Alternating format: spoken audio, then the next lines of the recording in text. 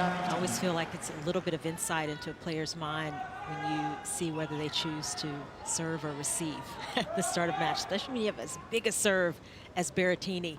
Yeah, and he chose to receive, didn't he? Wants to get a few hits, get himself into the match, get the nerves a little more settled before he has to serve.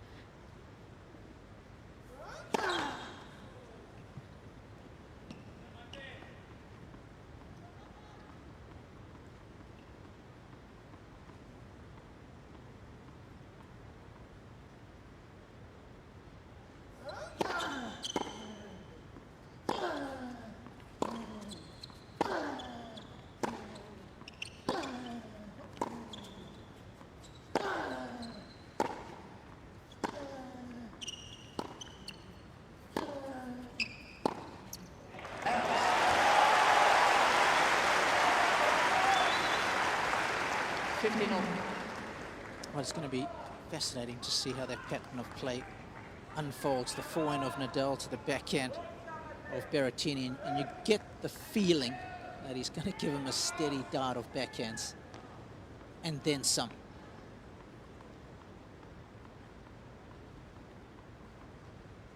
Another long rally. When they played in New York, it was those rallies over 5 that Nadal bossed. Yeah, we'll see a lot of strategic placement, I think, from Nadal, because you've got to go to the forehand some to create space to that backhand side. But definitely that backhand is what Rafa Nadal will look to pick on whenever possible.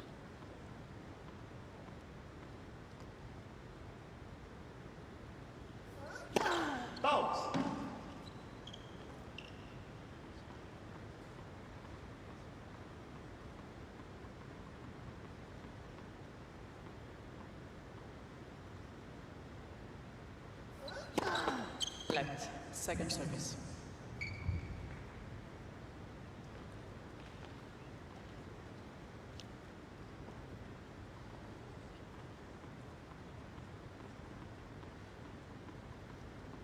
He's seen it all before.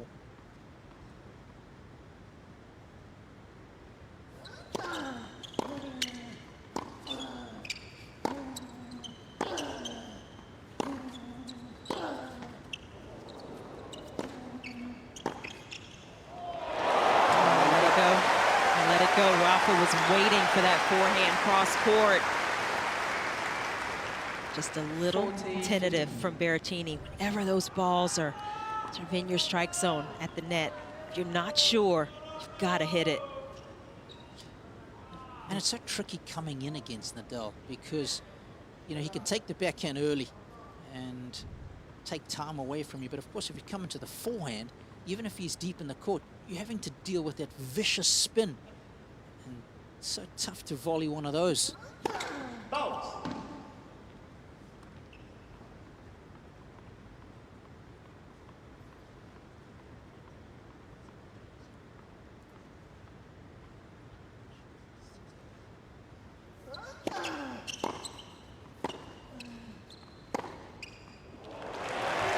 That's better aggression from Berrettini. Against Nadal, you've got to want the ball. You've got to expect those extra balls to come back, and it's the intensity that you've sometimes got to match. Nadal, one of the most intense competitors out there.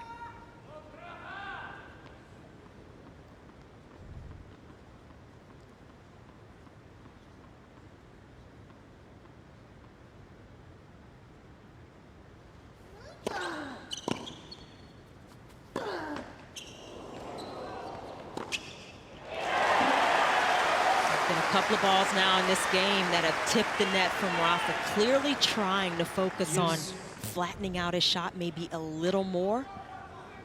And it has allowed Berrettini a couple of good looks, these kinds of forehands. He's not going to miss out on that. That is a shot that has got so much flair, it's got pace, it's got work, it's got everything.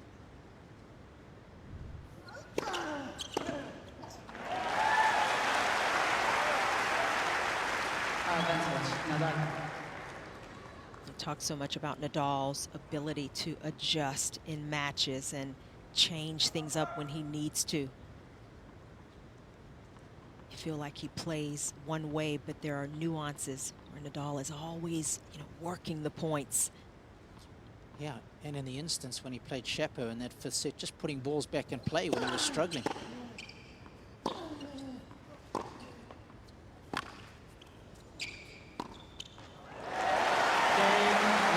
Berrettini got a couple of hits in. He wanted some of those. That's why we suspect he chose to receive first. But Josh, give us an idea of what conditions are like. Are you seeing anything nuanced down there that perhaps we aren't? Because I tell you what, with the roof on, I'm having a look at the weather outside, and it is looking gnarly. Thank goodness we have the roof. Hammering down outside, hammering in here as well. But I've got to say, the court's nowhere near as lively, nowhere near as bouncy. So that, for me, would favour Berrettini. He's been able to sort of hit some shots hip height. Doesn't like it on the backhand when it gets up high above the shoulder. So I think the conditions absolutely will favour Berrettini. So court slow. Interesting to note, Rafa serving big on the second serve, so trying to get around and use the forehand. Yeah, the serve +1. Both guys using their forehand is going to be, again, another beautiful battle within the overall war. They've only played once. Nadal won that comfortably. The win predictor has Rafa as the favourite. Of course, when you chuck all those ingredients in the bowl, he's been there. He's done it so much more often than Berrettini has. He'd have to be the odds-on favourite, wouldn't he? He would, absolutely. And that win predictor throws a lot of different factors into play, but certainly experience, this level, match wins, previous Matteo record Berrettini to serve. comes into play.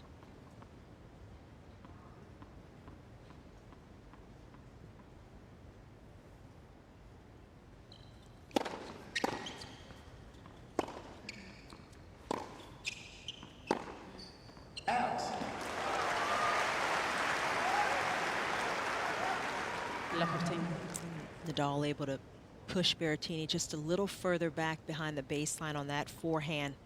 See how often he's able to do that with depth and a little more height.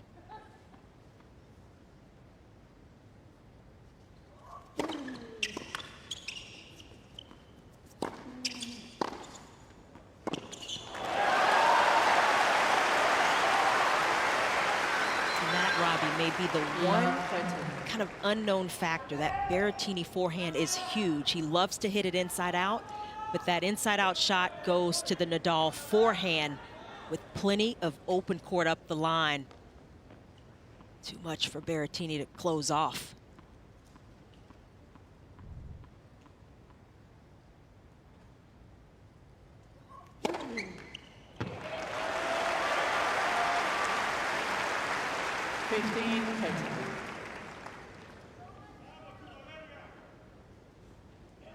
Coming into this match, Berrettini had 51% of first serves unreturned in the tournament thus far. That's unbelievable.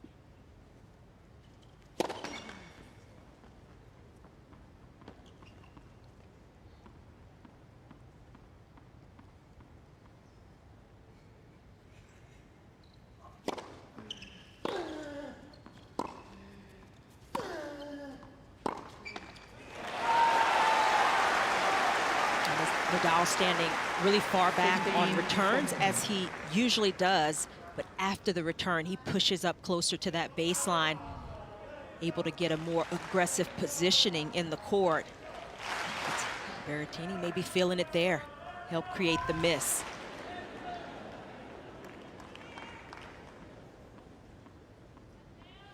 Two break points early doors.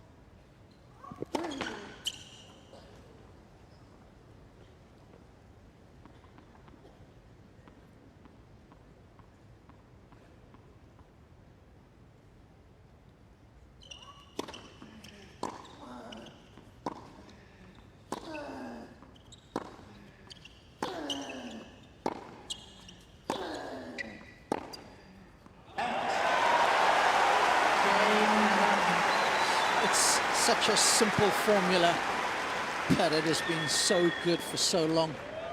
Nadal leads by 2 games to love. Taking a look at a comparison between these two serves, pretty different in terms of how they start out, but they both get the racket up, the left and right arms close to that trophy position. Pretty much at the same time. And then the extension, that is the key to any good serve, any consistent serve, consistent toss and extending fully up and out into the court. Rafa with the early break.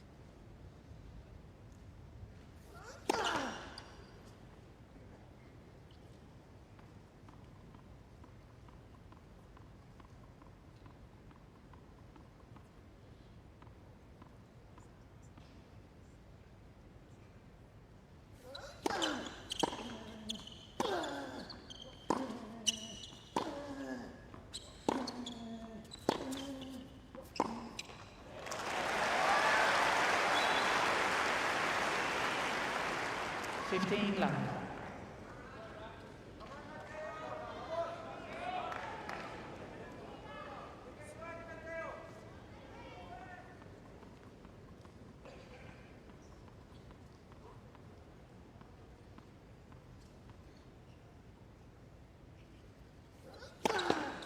Left for service.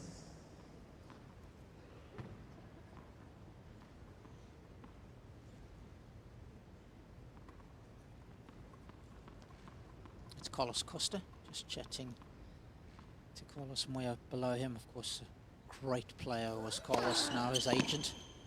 Out. 30 love. It always feels like such an advantage for Nadal when he can get these early breaks of serve. It just allows him to hit out even more freely, puts more pressure here on Berrettini, trying to get into this first set.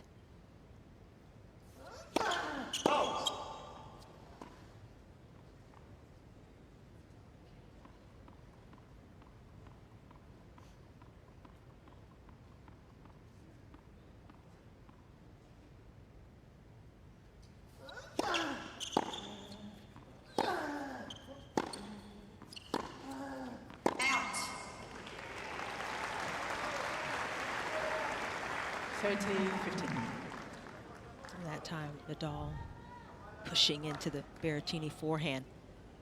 I always liked Andre Agassi's mindset when he said, I want to break down my opponent's strength. I'm going to go to it. I'm not going away from it. I mean, you talk about wanting to crush somebody's belief and confidence.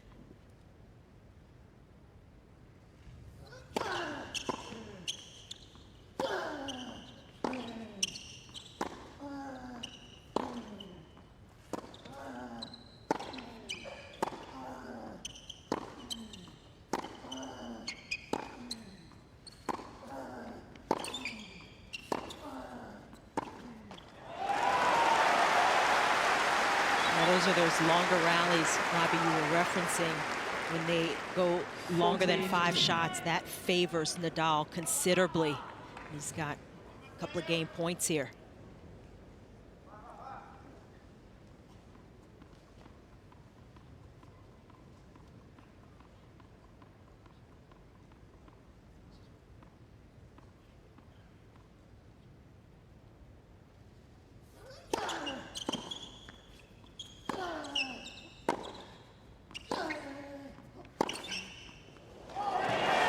That's what Berrettini is going to have to do.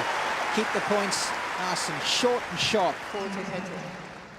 Guys, you can just see the reference there. Berrettini just in motion with his hands. He feels like he's not getting anything through the court. It's playing heavy, it's playing slow. So that one just accelerated beautifully. Second biggest forehand in the business, we know, behind Basilashvili. He's got to go for it today. And you can see, Josh, when they played last time, under 5 shots, Berrettini is very much in the mix. The moment it goes over 5, things swing in Nadal's favor heavily. He's not going to want to get involved in those long baseline jaws. That was the 2019 US Open semi-final that they played. Longer, this guy gets stronger.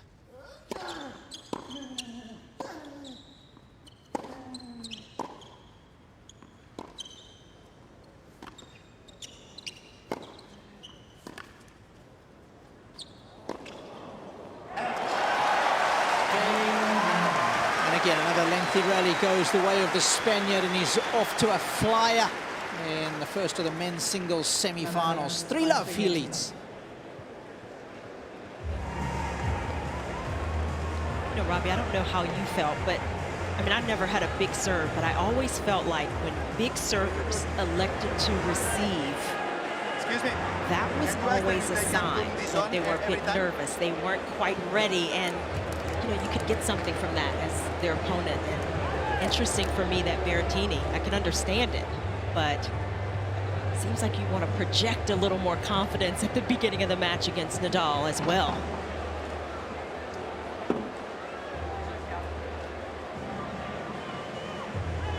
Yeah, the psychology around that is always very interesting, isn't it? Especially with a guy like Nadal who's looking at all these little nuances. He focuses on it in his own game, and certainly he's aware of it on the other side of the court. Time.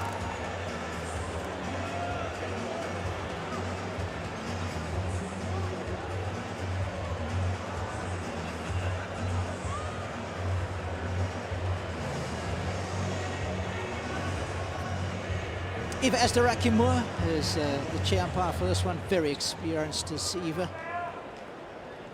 Just having a look at Nadal's path through to this stage. He's cruised in the opening couple of matches.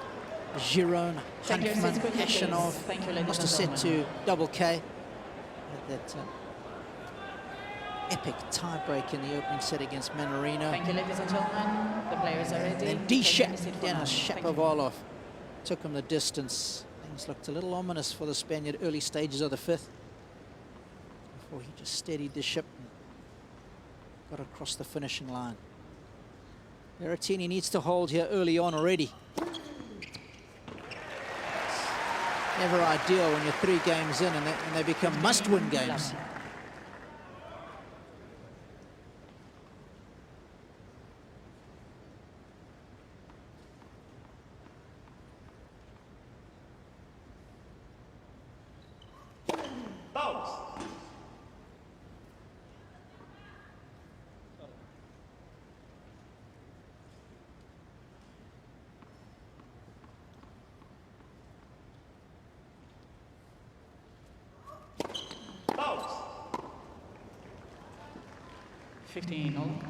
Guys already, Berrettini just looks a little bit doubtful on this court. You can already see the stress that Rafa brings to him, knowing that he's just so disciplined, committed, getting every ball back and then peppering the backhand side. It just looks like he's doubting himself right now.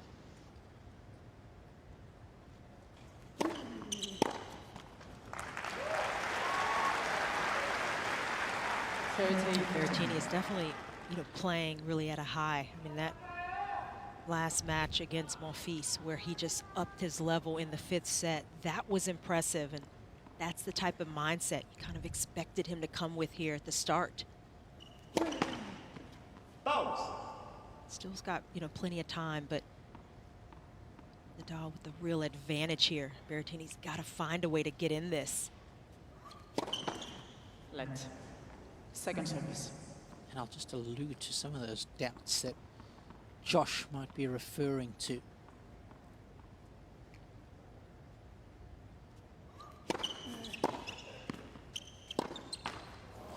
And Josh, just in the last year alone, Berrettini's only had 1 top 10 win.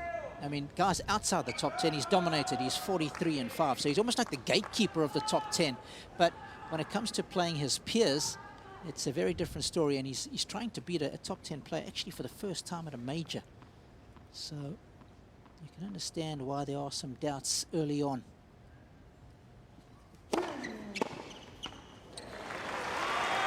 If he can get that serve going, Berrettini, that could ease some of those doubts. That has been a big weapon for him. It's a shot that so much of his game flows from. Also, getting on the board could help here.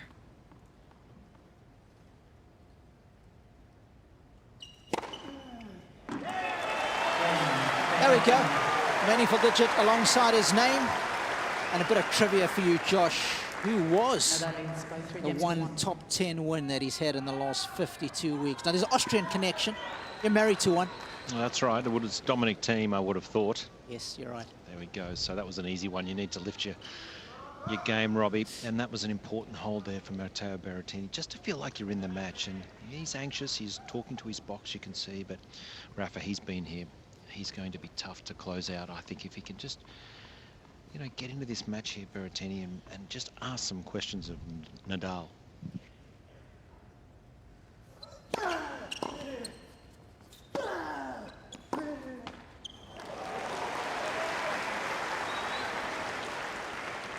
It's not the most comfortable for Berrettini off that backhand side with the spin, the bounce, little additional height that Nadal gets on his shots.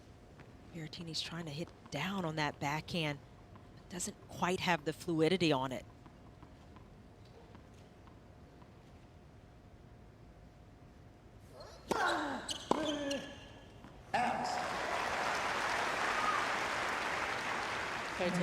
It's pretty much a straight-on shot, that backhand, and it doesn't allow Berrettini to get enough spin that would give him a bit more margin.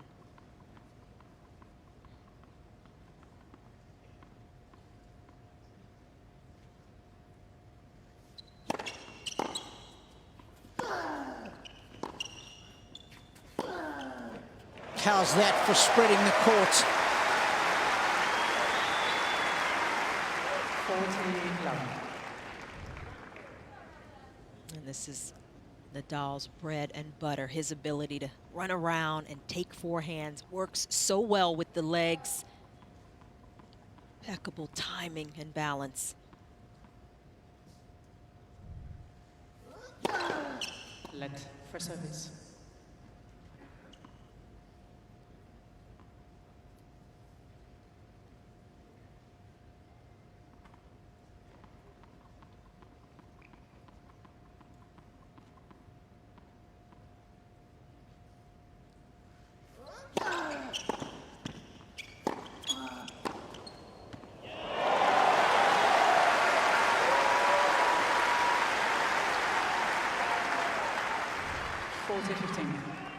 That's a good stretch. Making Nadal play the extra ball off the return and then creating a little bit of open court.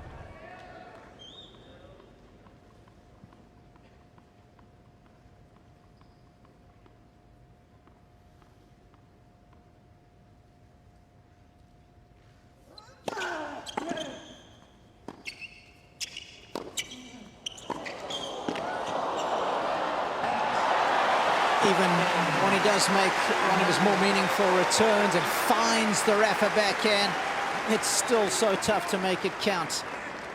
Nadal with an early break, 4-1.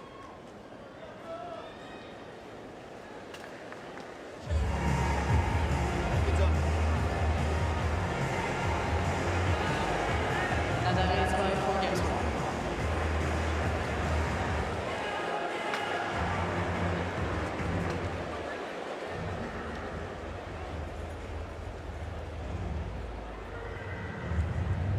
Well, he's got a little bit more hair in that photo on his player badge than what he's got now. But one thing that hasn't changed is his ability to contest each and every point. I mean, imagine being the coach of a guy whose attitude is this good. I mean, that's part of what makes it so uncomfortable, so uncertain playing.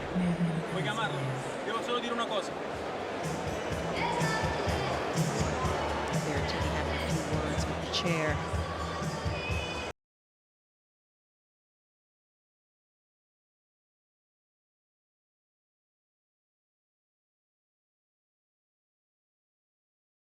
And especially when you're the underdog taking on one of the big three, they are so good when they get their nose out in front. And just to give you an idea of Nadal's record when he wins the first set at any of the hard court majors throughout the course of his career, he's an astonishing 118 wins and just 4 losses when he wins the opening set on a hard court at the majors. Incredible. 97% success rate. So it just shows you how important opening set is for the underdog. Just in general.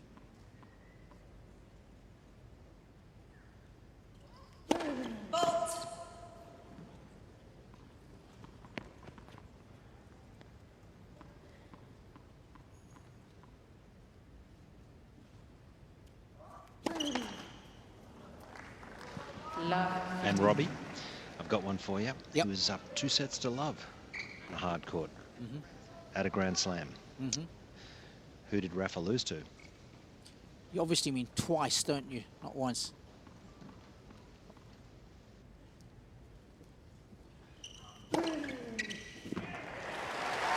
Once, of course, was 12 months ago, right? Yeah, is that the one you're thinking of, Josh? And the other one was against an Italian, right? That's right. You've got it. Fabio Fognini. Wait, please. You've upped your game, Robbie. That is adjusting on the fly. I mean, he told me to, right? He I did. took the advice. A Queenslander, got to listen to him.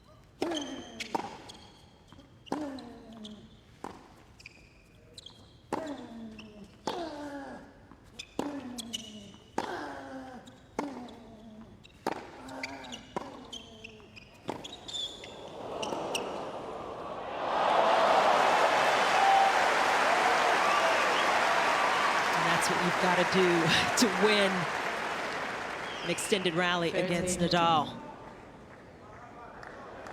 Using every inch of the court to get Nadal stretched out, and this slice had to be just perfect.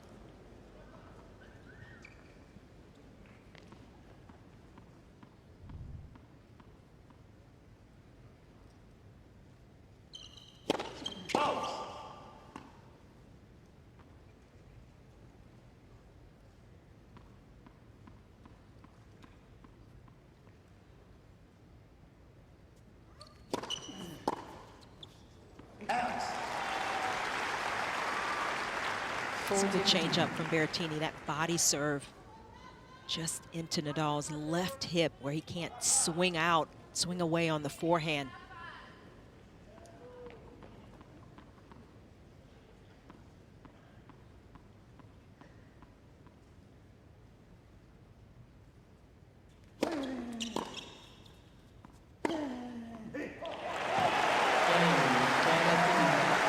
That's a nice combo.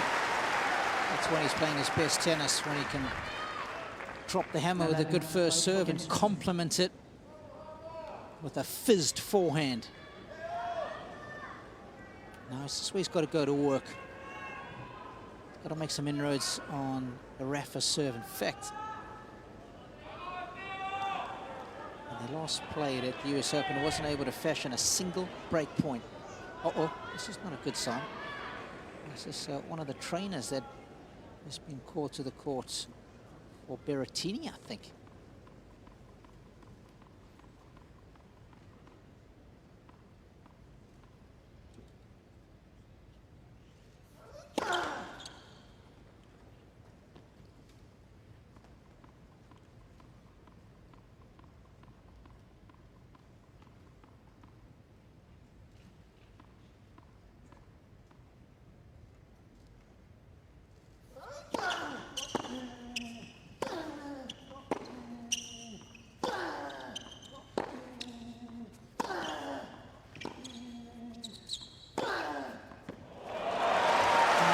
Just supreme, sublime there from Nadal.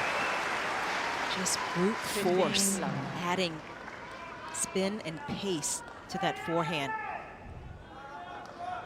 Chandra, I'm interested in your thoughts. You know, Berrettini with that backhand, with the slice, how do you think he can use it? How can he use it to effect?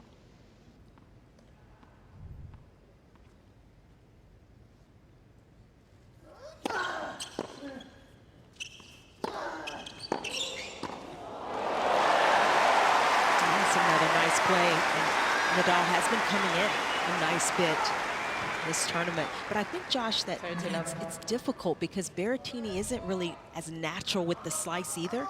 I don't think it's a shot he's comfortable with consistently. And Nadal, if you go to his forehand with the slice, he can get under it, create so much spin. I don't think it has as much of an effect consistently. I think he can use it occasionally to change the pace if it's done with a purpose. Looking for a forehand, trying to control the middle of the court.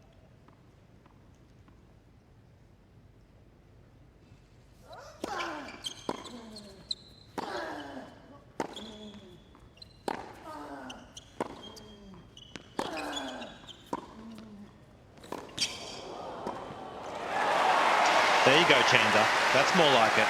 Lean in, go forward, looks much better. And just taking on the challenge of changing direction, going into the open court. Berrettini can't just get into those cross-court backhand rallies with Nadal, backhand to forehand. Yeah, there's only going to be one winner there. Yeah.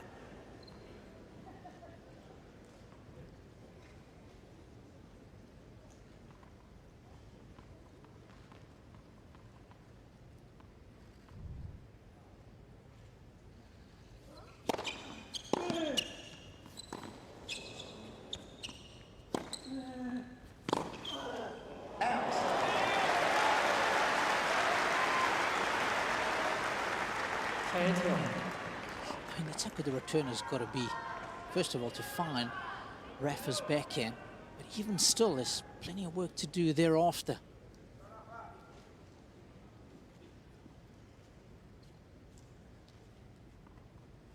Remember, Berrettini has never been able to create a break point against Rafa.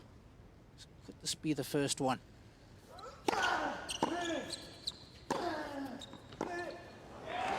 It would be no. Nadal is just so good at these adjustments. He was on his back heels, stretched out the last couple of points. That time, determined to get depth, control play.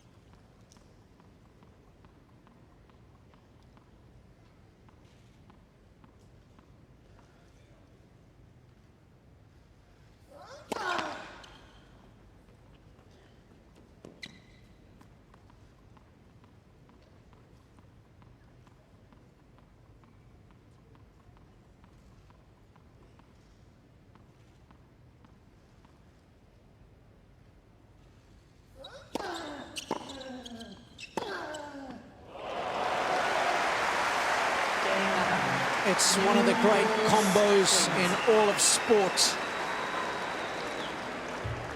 That was a thing of beauty. 5-2, Nadal leads.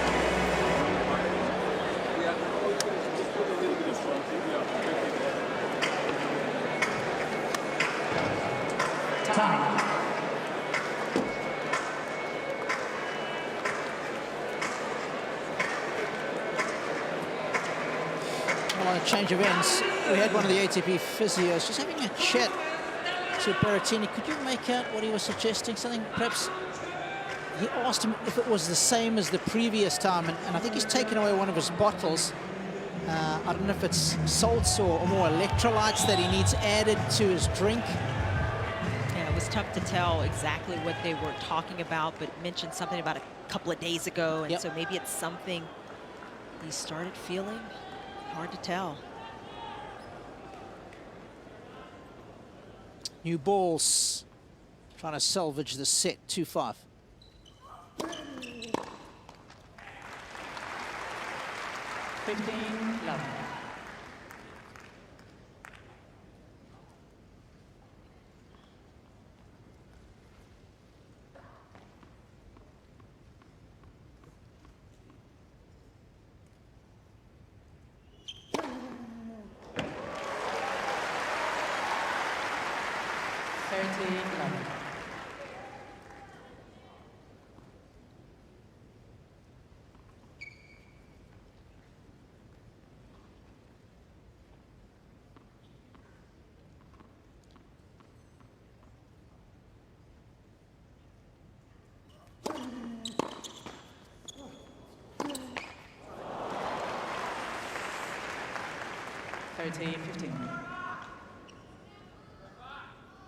That's important for Berrettini to try to hold here. Just continue the run of lassoing a serve here. Maybe take some of that into the second set if he does lose this first.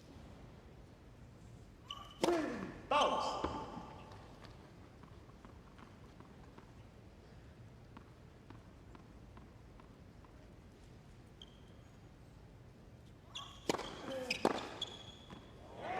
He's all over that.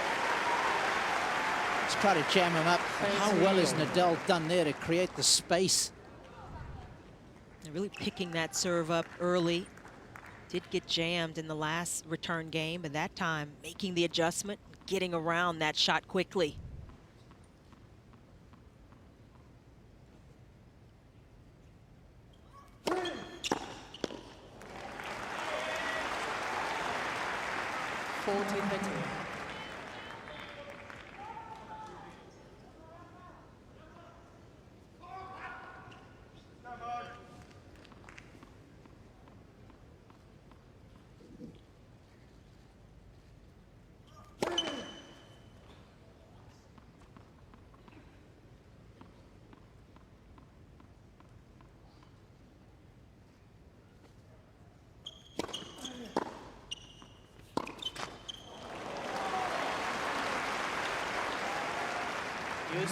It's been a good play for Berrettini, trying to open up the court with the backhand earlier in rallies.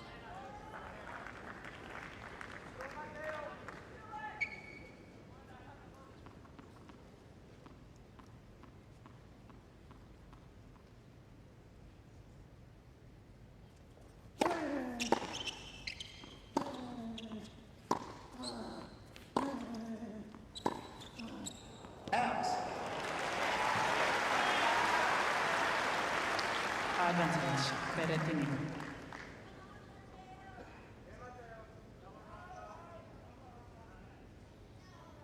Wants to win every point. Nothing else matters to Rafa. He's got this incredible ability to compartmentalize each and every point. I think he does it better than just about anybody in the sport.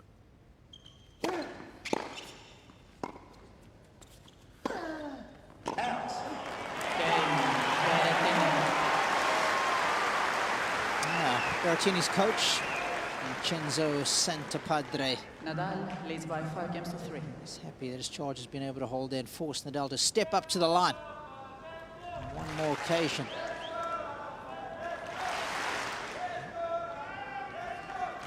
You see the reaction to missing that backhand slice. It's one of the few guys it's no problem for him from the back of the court. He attacks it with his short swing on the backhand, and he can lasso it with his forehand. So after 38 minutes, Nadal trying to put this opening set on ice. That's a good start.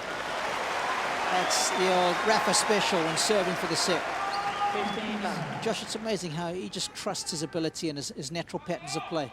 Absolutely. And I've got to say, Robbie, this has got a feel of Rafa v. Roger back in the day when Rafa was absolutely dominating, hitting everything to Roger's forehand. And I would suggest Berrettini needs to go and look at some of those matches and see how Roger was able to counteract that and come back at Rafa. Because at the moment, this is all one-way traffic. He needs to change things up, and they need to happen quickly. Once again, no deviation from what works well. Slider out wide. He trusts his leftiness against any righty.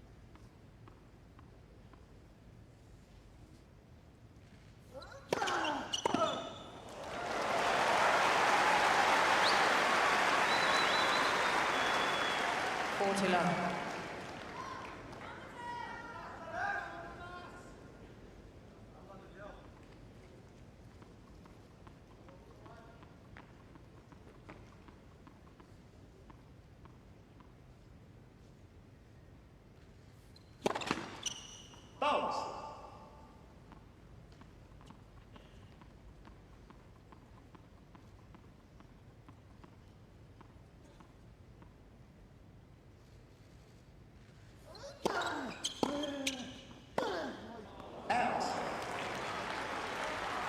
That's been a good play, though, for Berrettini. And the question is, can he execute that more consistently?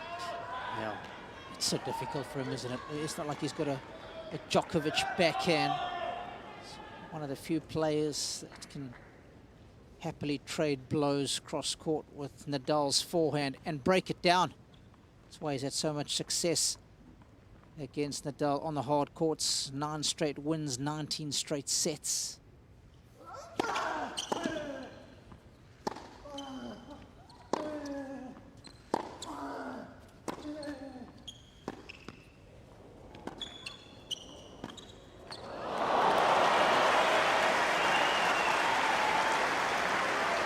That's going to be the way for Berrettini to try to change the pattern of backhand cross-court to Nadal's forehand.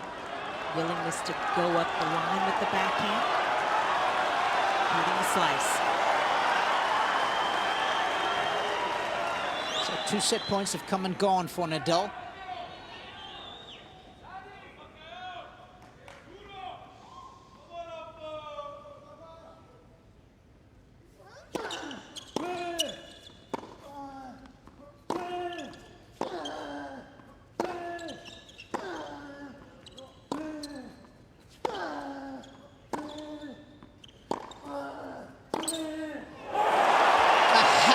Of a forehand.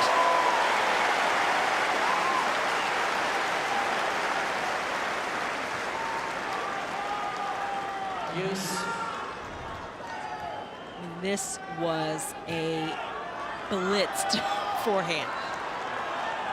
Bon appetito.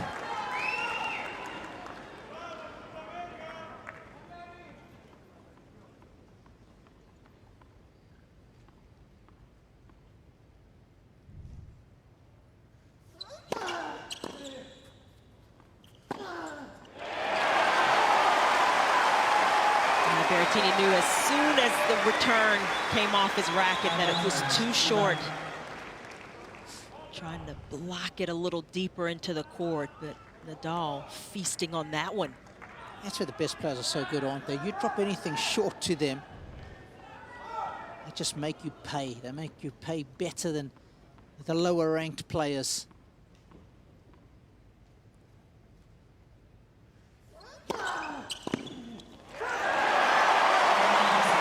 A set that is quintessentially what Nadal is all about.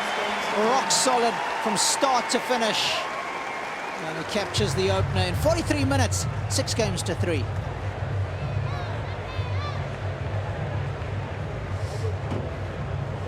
I mean, Josh, is this guy one of the greatest percentage players the sport has ever seen? I think you'd have to absolutely say he is the greatest. There's no doubt about it. It's so calculated, everything he does, and his commitment to his game style, unwavering. It's been a great first set for me, Rob. 7% chance of going on to win the match. So Italian's going to have to defy the odds.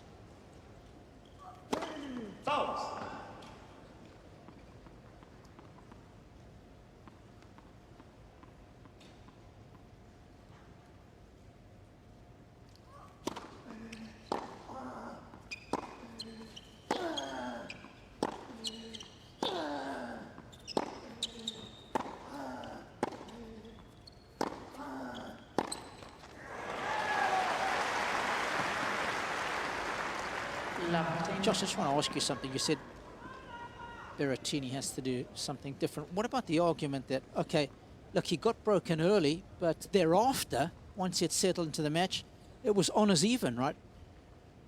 Is that not a sell that you could perhaps present your player with if you were to sit down and have a quick pet talk at the change of set?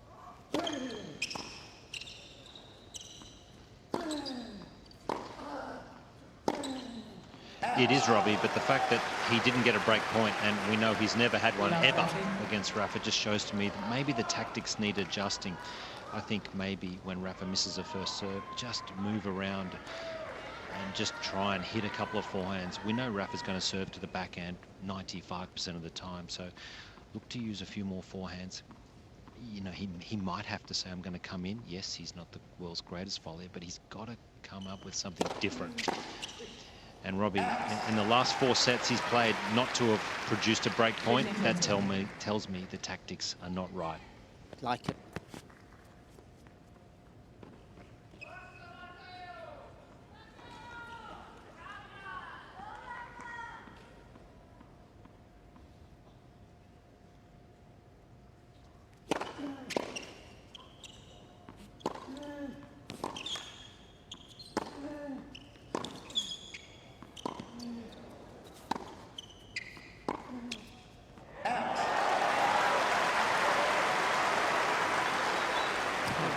Defense is just 15-14. it's phenomenal, and he's so patient.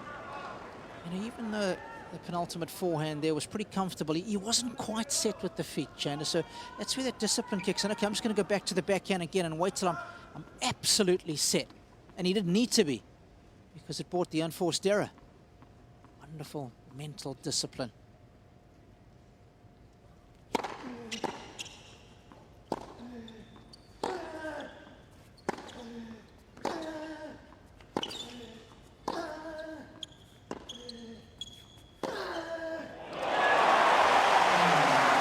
Simply stunning.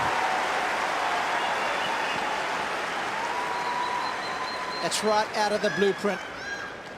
And they've been seeing this kind of shot making for a decade and a half. And I think to add to Josh's point in terms of the strategy, mentally Berrettini at this point knows, if I have to get stuck in a rally with Nadal for too long, I'm not winning those points.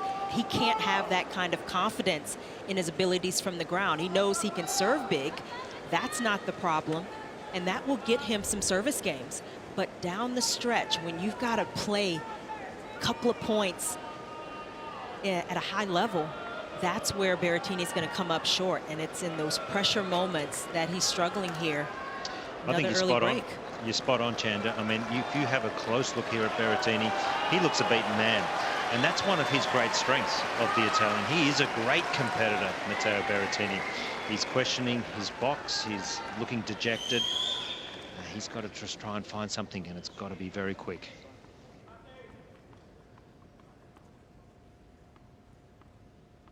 So Nadal with a set and a break.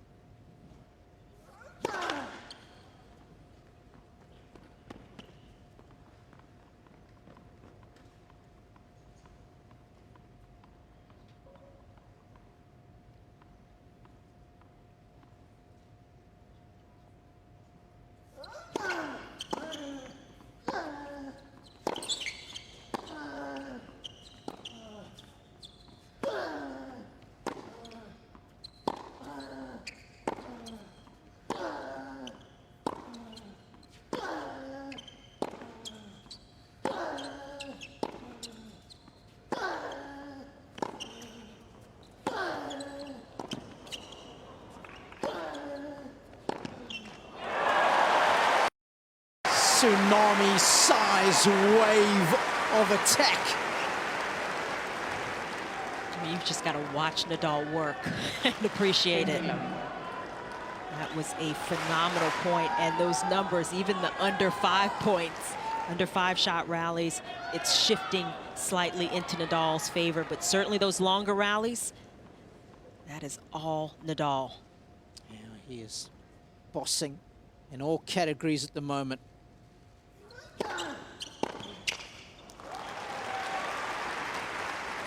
Berrettini.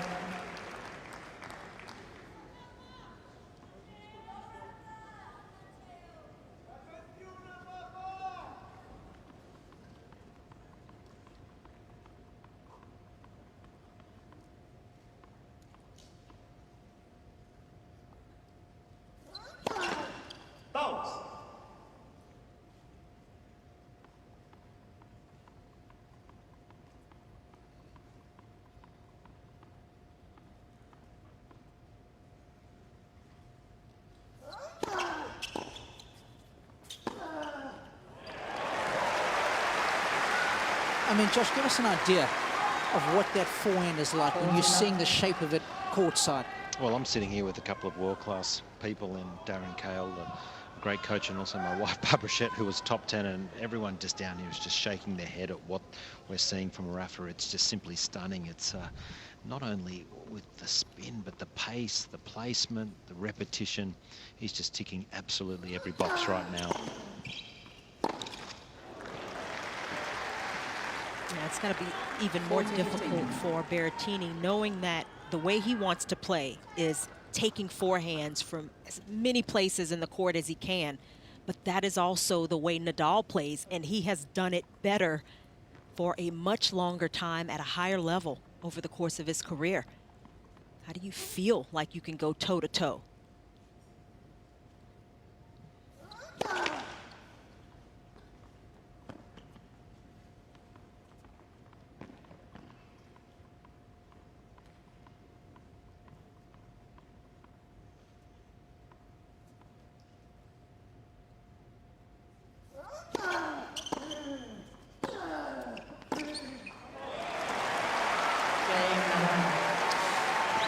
As we were suggesting, he's got so much to deal with. The spin rate, the pace. And if we take a look at how both players are executing their respective ground strokes, you'll see that Nadal is matching Berrettini for pace and spin. Yeah, off that forehand side, they're pretty even on average. Nadal, of course, with a bit more shape to his forehand, but on the backhand, you see how much more topspin Nadal is getting. That ball is jumping up. It's putting Berrettini in difficult positions, and it is consistent. That Berrettini backhand gets a bit flatter, and he has struggled to find the consistency on that side, especially going up the line.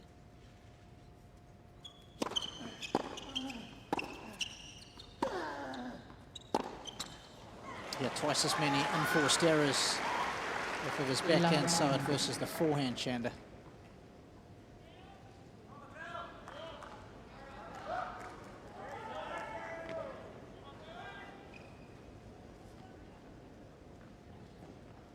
Nadal keeping tighter than the taxman's purse at the moment with just 2 unforced errors from his backhand side.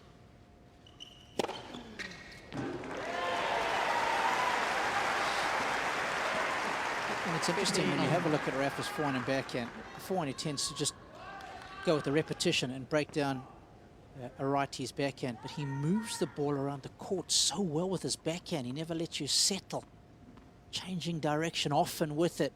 So they complement one another so beautifully.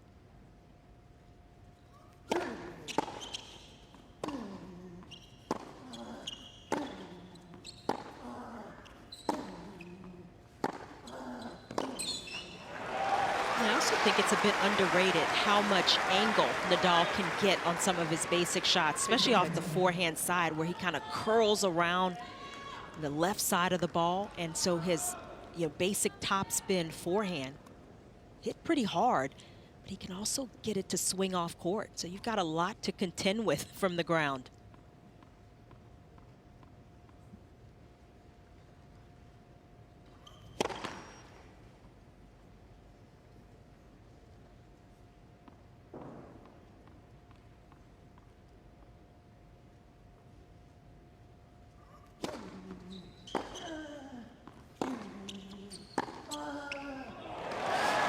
And when Nadal starts to hit that forehand well down the line, you better watch out.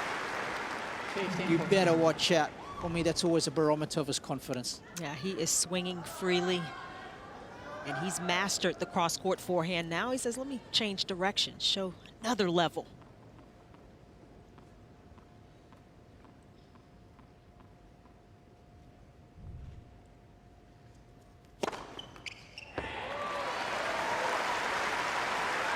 Berrettini needs a few more of those in this match. 7th ace, 2nd in this set.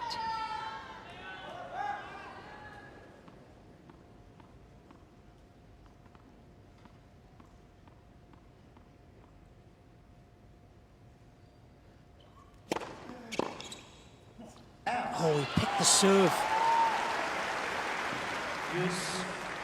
Nadal would love to get a second break, a double break of serve here. He saw his reaction after that miss, like he couldn't believe it. He had it on his racket.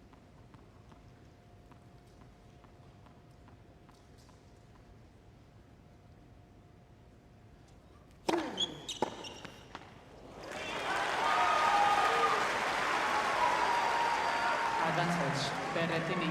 Berrettini could get out of this service game. Definitely big palm serves would be the MVP here.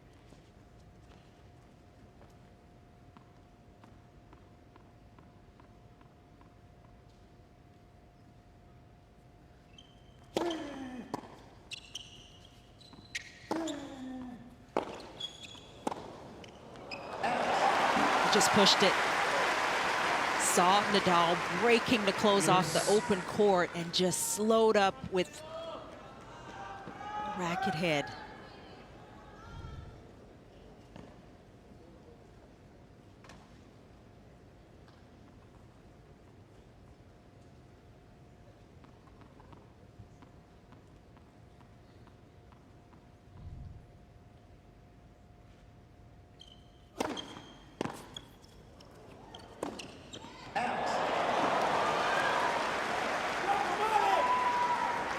Just simply cannot afford to miss those kind of shots. Nadal.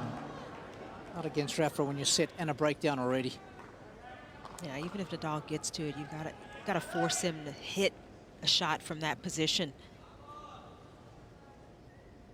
Yeah, of course, the effect of him there, just closing down the space, can get into your eye line, force you to miss, but still, you've got to be better than that.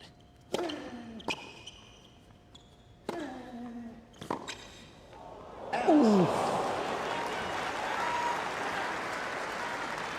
Just like that. Those are good moves Berrettini is making to come forward. That's what you were looking for, Josh, wasn't it? Absolutely. I'm just a little worried here for Berrettini. I think he's really flat. I think these long matches that he's had early in the tournament may have just caught up with him a little bit lately, so he just looks a little flat physically at the moment, going through a dip.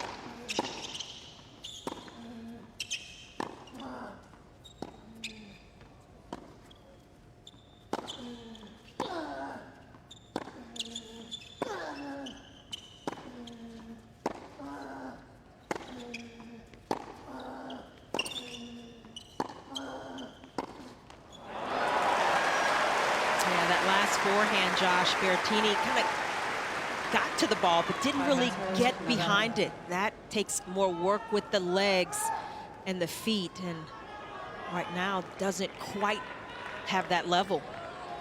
I mean, let's face it, guys. I mean, you know, anyone, if you're going to have to beat Rafa, just to be up for that physical challenge, you need to be fresh, and the mind needs to believe.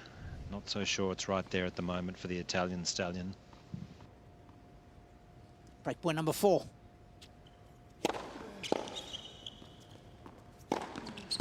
Oh, that's cheap.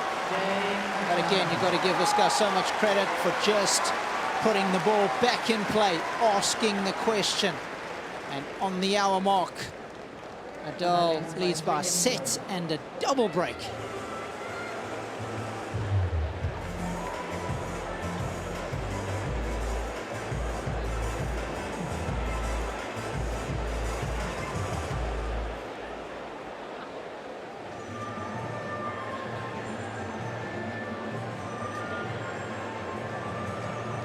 Talked about Nadal and that more extended match against Denis Shapovalov. Could that maybe come back to hurt him here? It looks like the answer is a resounding no.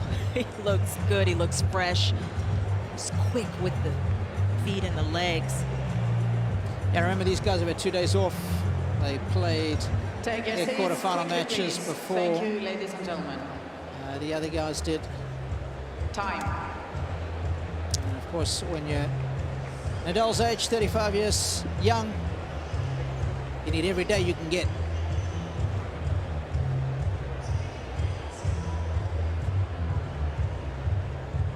That's the first of the men's semi-final matches at the Australian Open 2022. This guy's profile has been exemplary, as it always is. He's come out the blocks firing. Quickly, please. Thank you, Broke ladies and Berrettini gentlemen. in the second game of the match. He broke him in the first and third here in the second. And with the added insurance of a double break, you think it's a mere formality that Rafa will take this second set. There's a mountain of work for Berrettini to do if he wants to get back into this one.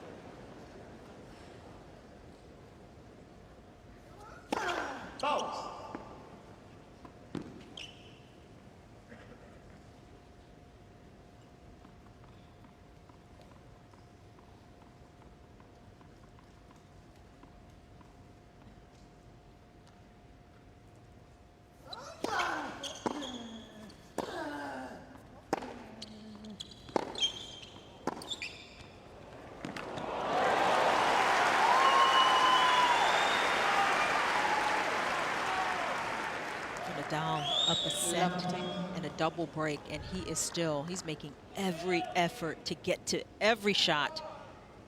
Some players would have conceded this, but not Nadal.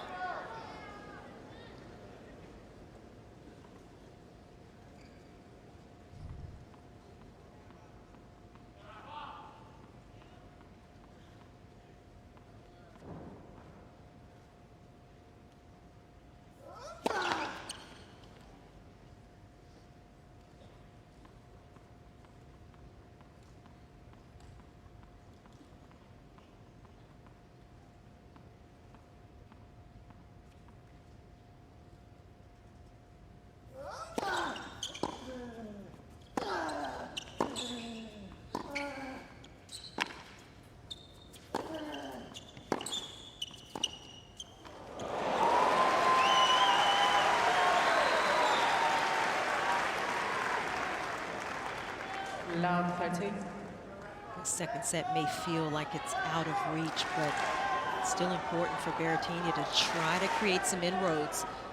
Just give himself whatever additional belief he can gain from winning some of these points, being more aggressive the way he was there. This is only the second game in which Berrettini has won the opening point on the Nadal serve. Can he make it count?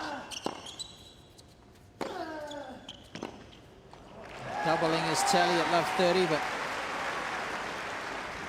15, worked 30. the momentum on that occasion. In fact, very first point of the match was the other time that he was able to win the first point against the Rafa serve and provide a little bit of scoreboard pressure. It's always a good feeling of a returner, isn't it? Get that first point. Yes, I'm in the game. Absolutely is. That gives you more of a position of strength that you're playing from. Yeah. Straight away you believe you can break.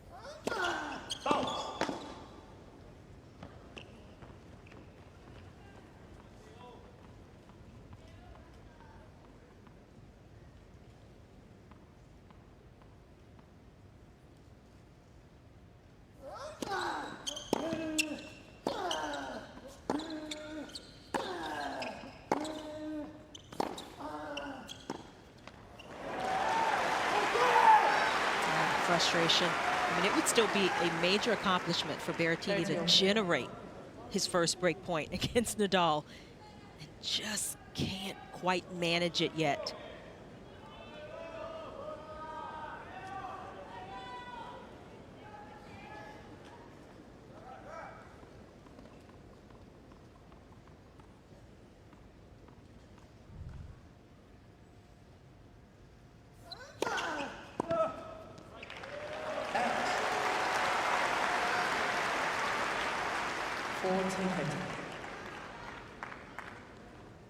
Just sticking with the patterns of play that serve him so well.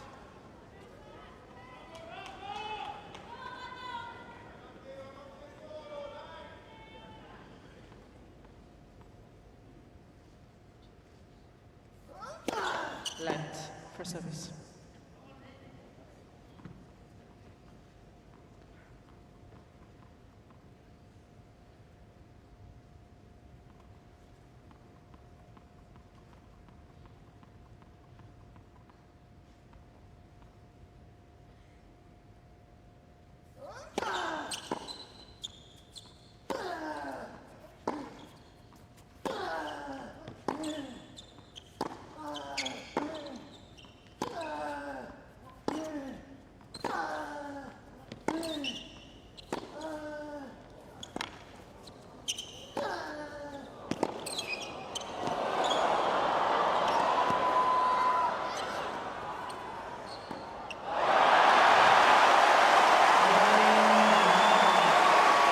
painter of so many beautiful pictures. A few strokes of genius in that rally from Rafa. Nadal leads by 4 games to love.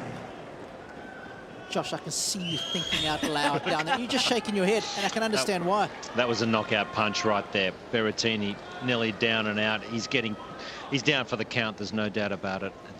It's just simply irresistible from Rafa at the moment. He cannot put a foot wrong. It is stunning to sit a couple of meters courtside and watch this performance. It is an absolute clinic.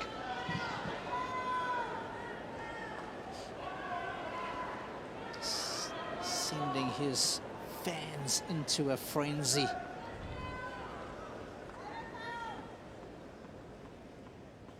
For love and counting for Nadal. Oh,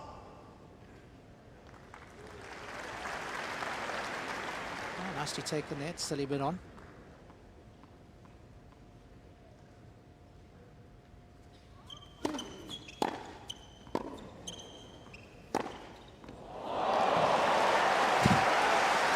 Now he's putting an exclamation point on it, Nadal. That was the biggest backhand he's hit in this match. No coincidence, it comes after. He just gutted Berrettini in that last rally.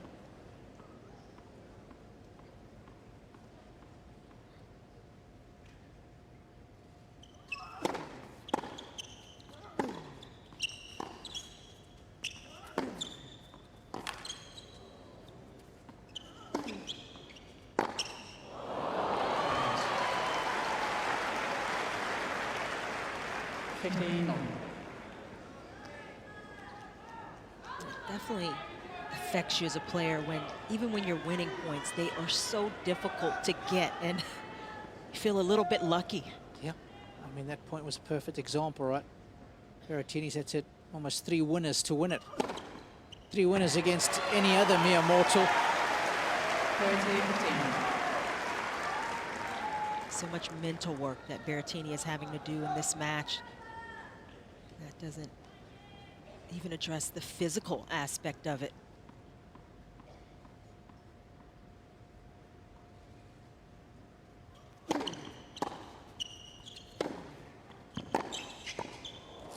That's well played.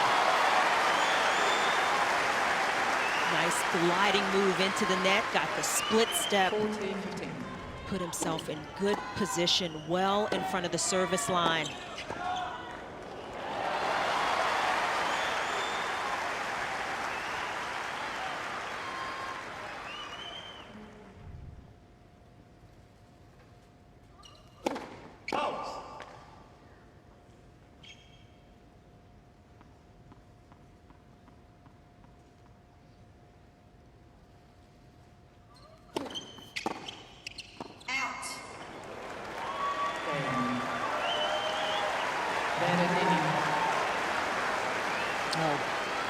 Berrettini is up and running in set number 2, but only just. 4 games to 1. He's down 4-1, double break.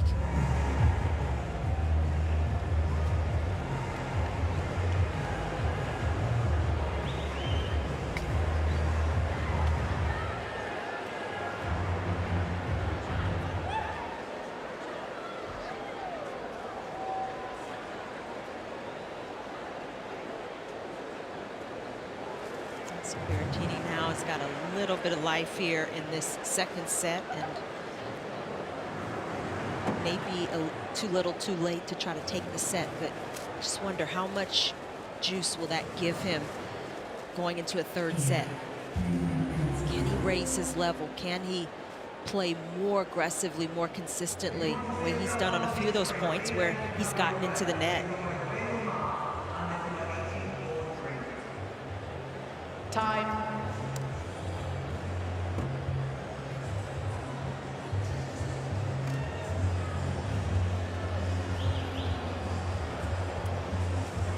Well, it's been an hour and 12 minutes of prime Rafael Nadal.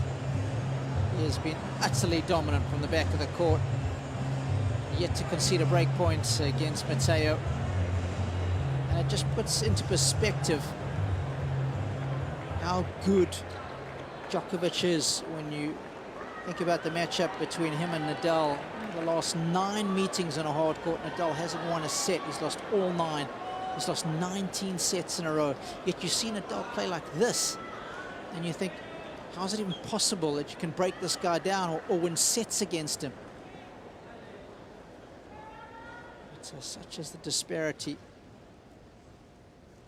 from a top tenner versus one of the top 3 players to ever play the game.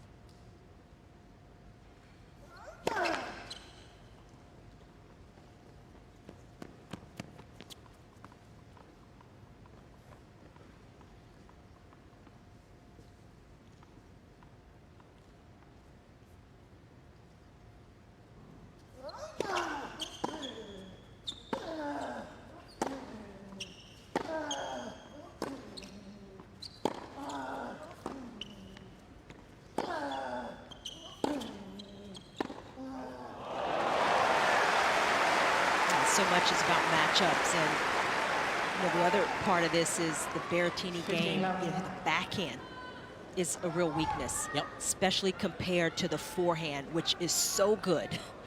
And then, of course, his serve, which is a big weapon. But that backhand is what Nadal is picking on and using to kind of pick the Berrettini game apart. Yeah, you're only as strong as your weakest link. Not a lot of players could expose that side the way Nadal can. And so it's a matchup problem as well.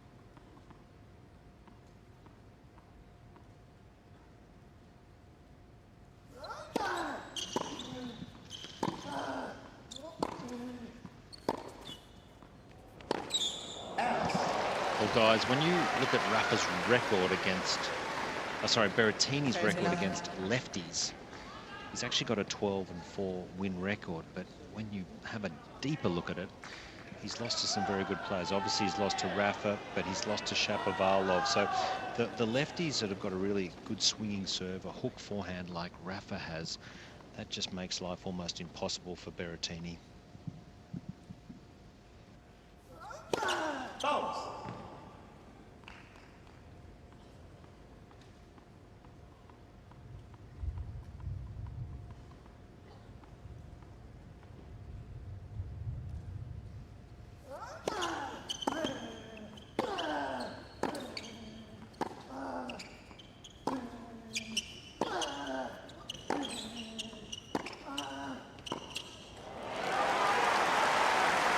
Also have to talk about the mental game and the mental side of tennis when you have belief versus when you know from the start that your style of play doesn't match up well. That can just add to the difficulty for Berrettini. Kind of saw that at the start of the match. He just seemed uncertain as to whether his game could match up.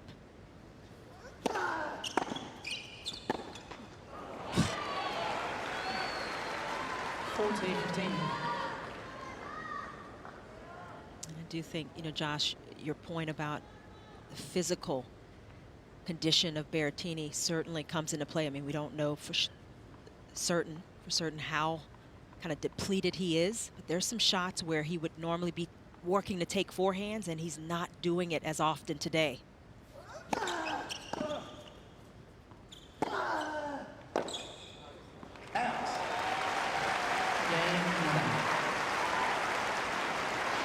I think you're spot on, Chanda. There's no doubt he's battling, but his mentality is not where it needs to be and not where it usually is. He's normally up and about. He's a great competitor.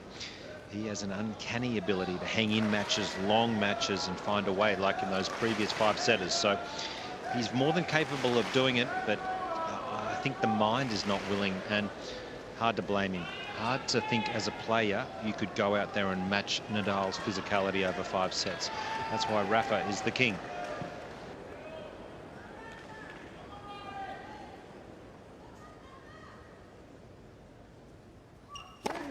Let for service.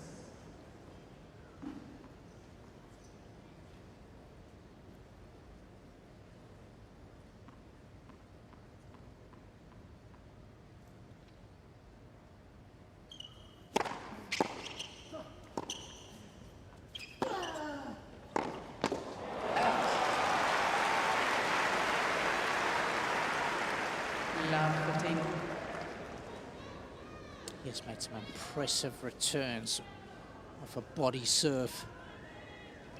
Got hold of that one, sent it back with interest.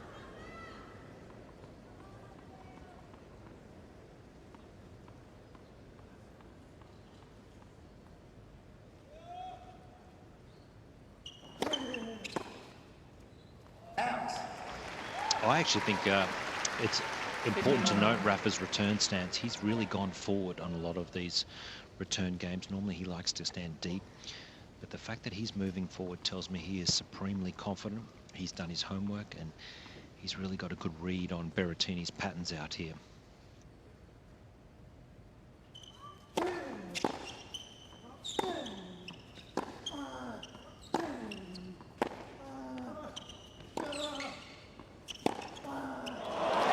Frozen rope of a backhand.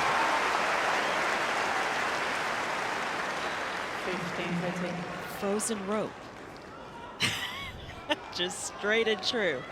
I love it. Yeah. Borrowed that one from the golfing gods. That is his fastest backhand of the tournament.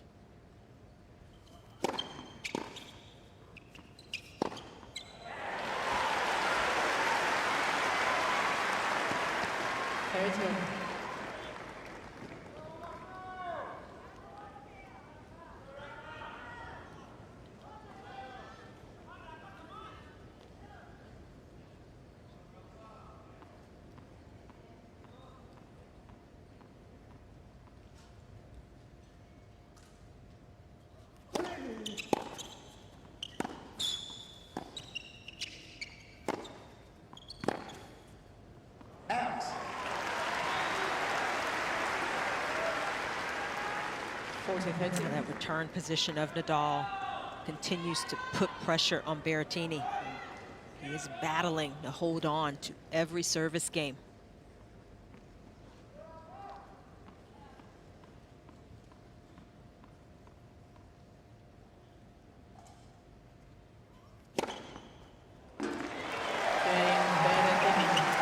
Adds a little bit of respectability to the scoreboard, does the Italian. He is playing catch-up big time here. By 5 games to 2.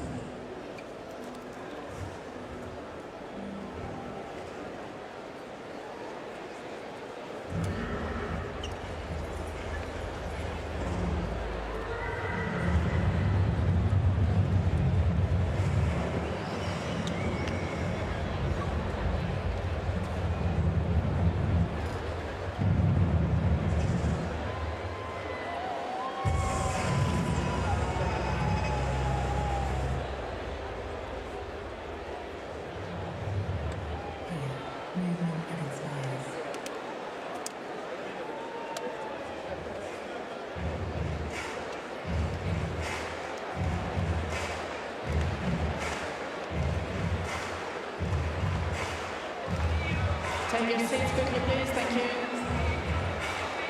Time.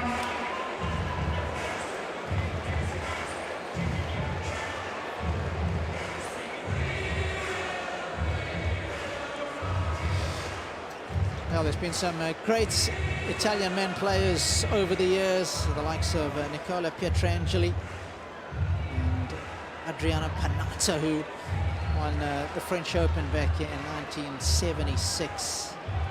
Pietrangeli, of course, winning on the red dust before that in 59 and 60. And of course, historically, that has been the surface where Italians have played some of their best tennis.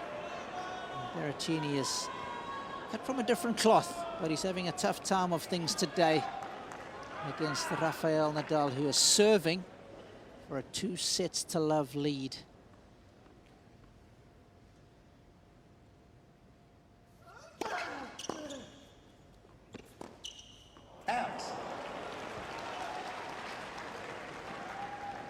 Berrettini, of course, has won titles on clay, but a couple on grass too.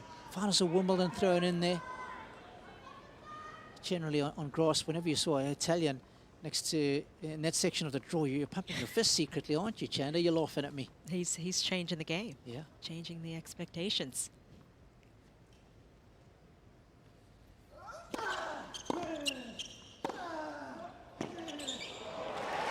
I actually think Wimbledon is his best chance to win a slam. We know he won Queens leading into Wimbledon and then finals on the grass there. I think that's probably his best chance of a slam. When you watch today how he's been dismantled by Rafa, we know Novak could do it. Anyone who's got a good sort of backhand into his backhand, it's going to make life tough. 30-15. Let's not forget the title in Stuttgart as well on the grass in 2019. So you're spot on, Josh.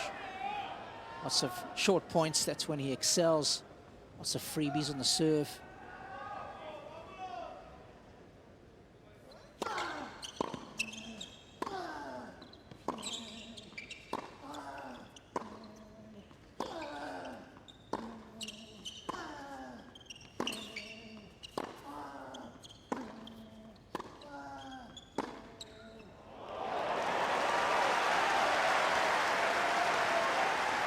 He has yet to win a hard court title, Berrettini. 30 all. But I think he can continue to get better on these hard courts, just playing a little more to his strengths. And in today's match, I think he hasn't quite done that. And that's hurt him. I'd just like to see him get a break point. Good place to start.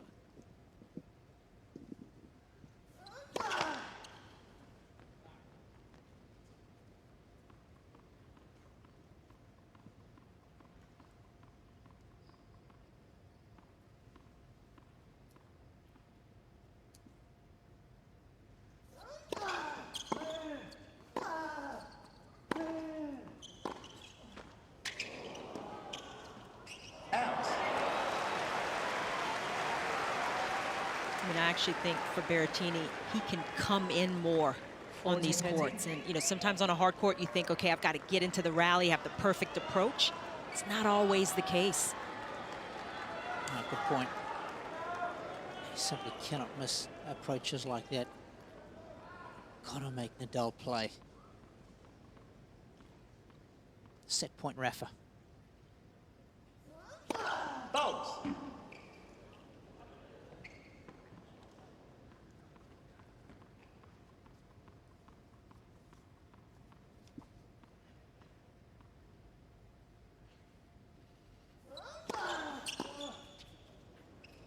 Out.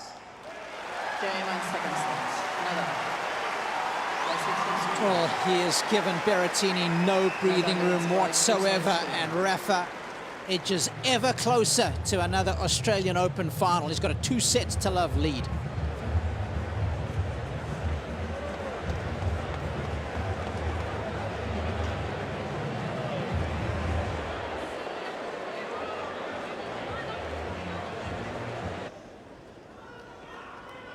Set number 3. Bounce.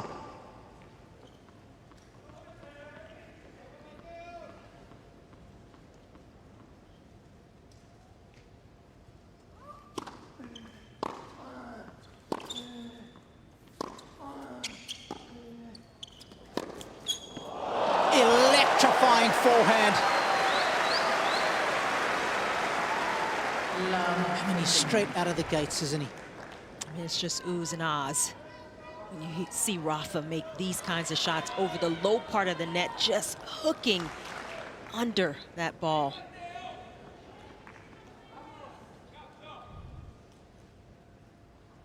Out.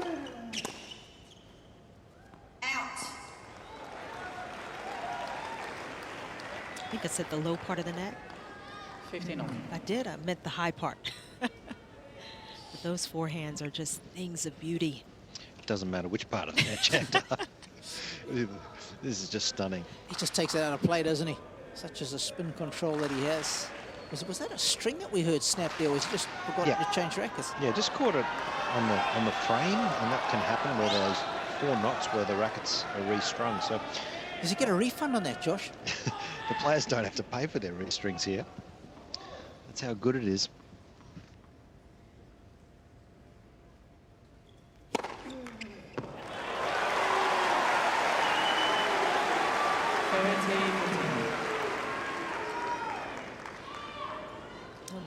Matteo Berrettini's trying to do something he did not do the first 2 sets, and that's hold serve at the beginning.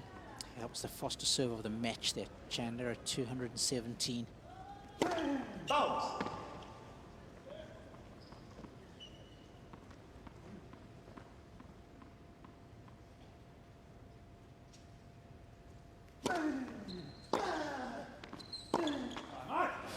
just to highlight what Josh was talking about, he didn't play that many events last year, did Nadal. And of course, Washington, D.C. in the summertime was his last event, took 5 months off.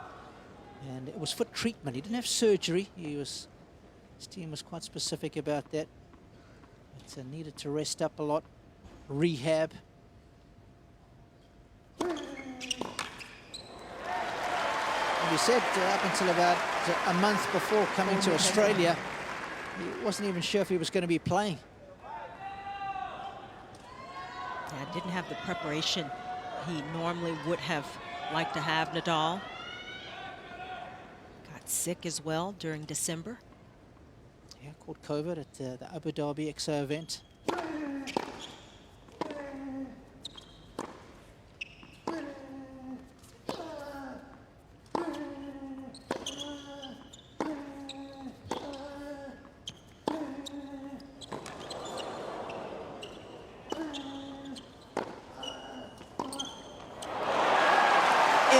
Impenetrable.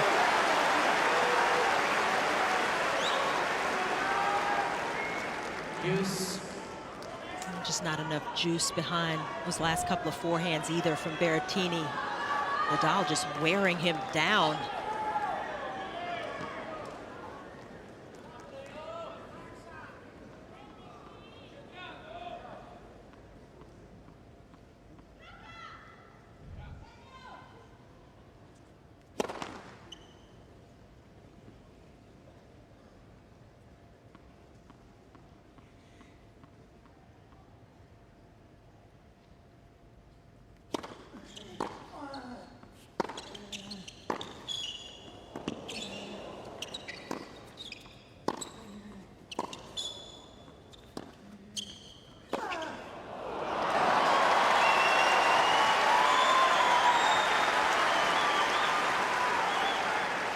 Slice from Berrettini a little more knifed right in front of the baseline.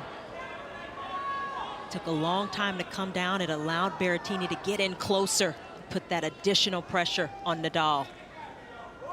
I tell you what, it's tough to please the Spanish fans. He misses one shot there and they're rocking their heads back. Tough bunch. That's how good he's been. He's barely missed.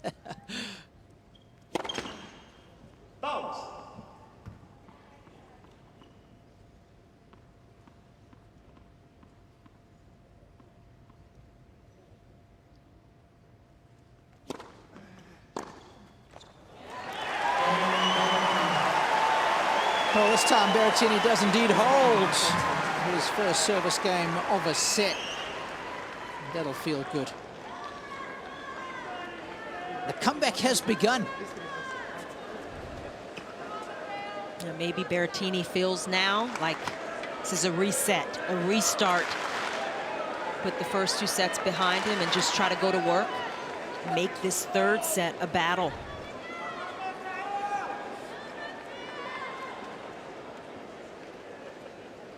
I remember Matteo is one of a number of Italian men inside the top 100. They have been very much on the up and up of late. They mentioned Yannick Sinner. We've got the likes of Lorenzo Sonego. What a great young talent he is. And as I go down that list, we've got Fabio Lorenzo Musetti. Watch out for him if he can start to find his groove. Also, just 19 years of age. Some of the older guys in there. 8 guys inside the top 100 as far as the Italians are concerned, spearheaded by him.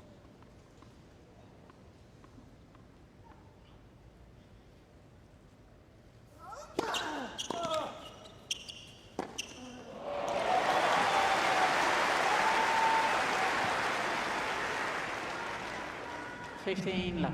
Nadal's also been clean at the net, 6 of 7. Those points won, and good recognition. Minute Berrettini got stretched out.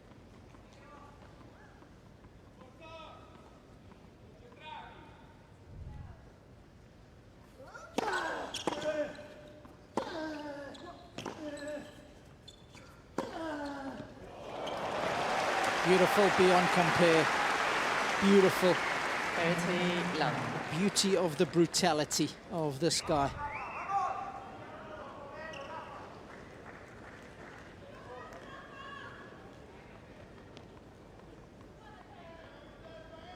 It's just body blow after body blow, and you can see his body language is not looking good.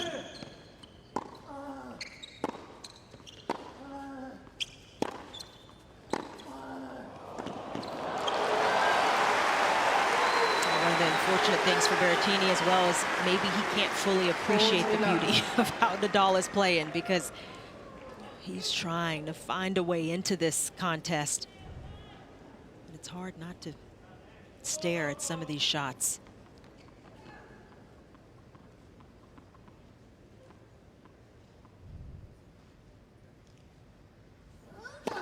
Bolt.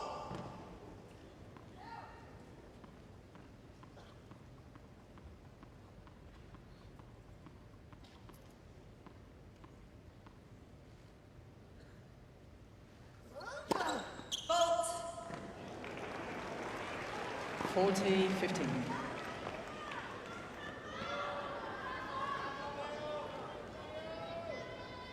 It's the first double fault for Nadal. Pretty impressive stuff.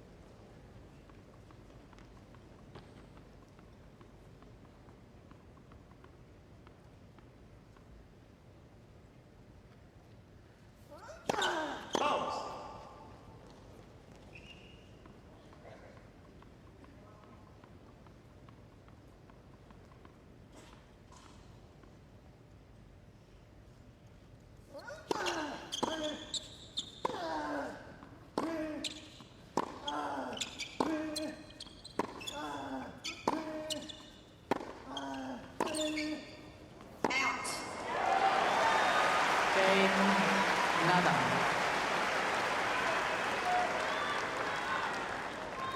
It's more of the same from Rafa. Okay, Josh, a little bit of trivia for you.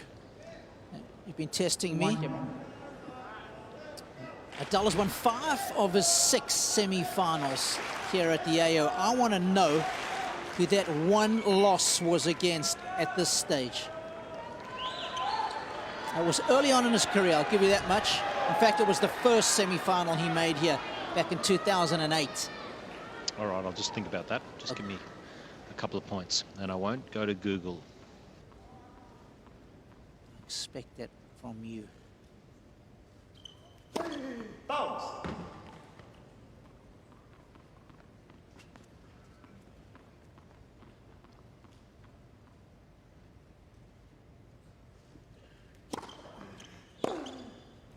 Out. Could it be a Frenchman? 15 love. Oh, you're halfway there. Yeah, Joe Wilfred got him. Joe Wilfred served and volleyed. He sliced and diced. He came in so much. I remember that match. That's right. And that's why your wife married you. You are good.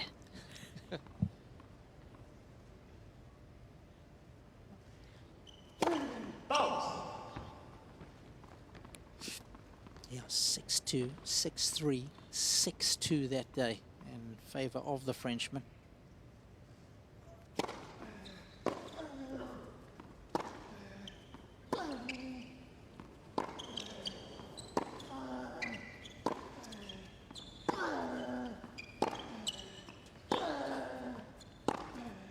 Out.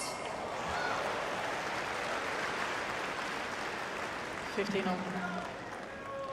I mean, for me, this would be the time for Berrettini to start trying to crash the boards a bit more. Change it up, stop losing these kinds of points where at the tail end he's missing from the ground.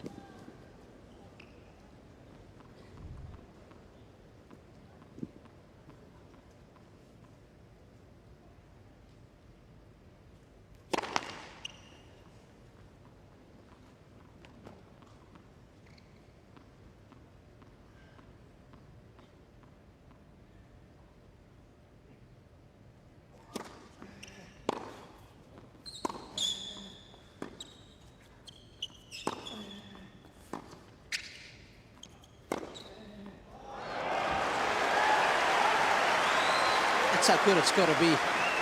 Outside edge of the line. 30-15. In order for Rafa not to get a racket on it. He's tracking it.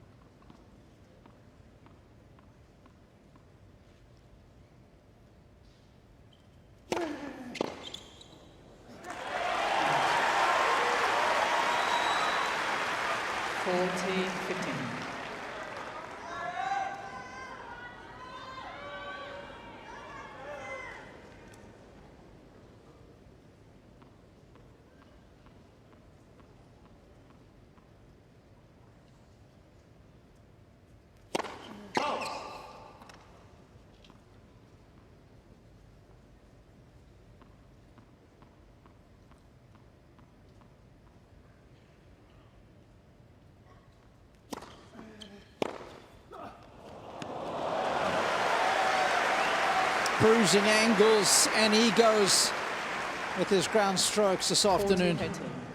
Even Carlos Moya looks slightly impressed.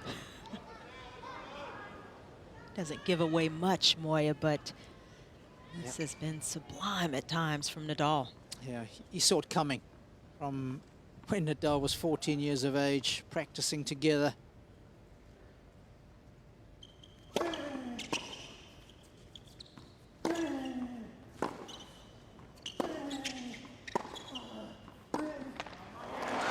Just couldn't quite get the direction on that forehand. Mishit it slightly.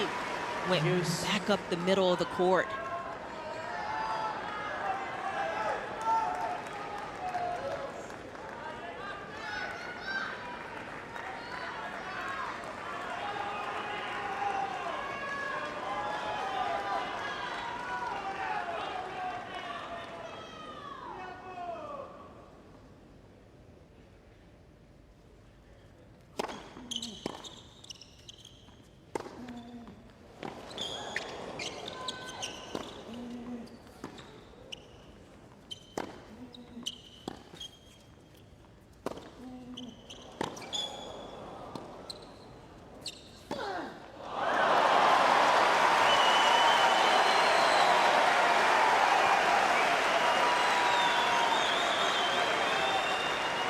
Advantage Berrettini.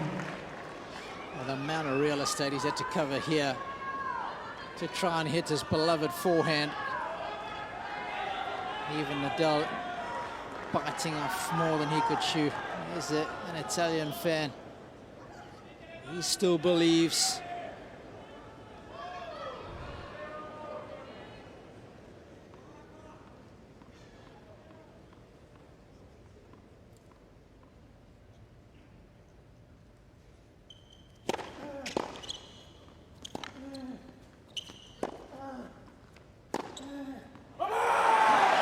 He's got him with that forehand down the line again.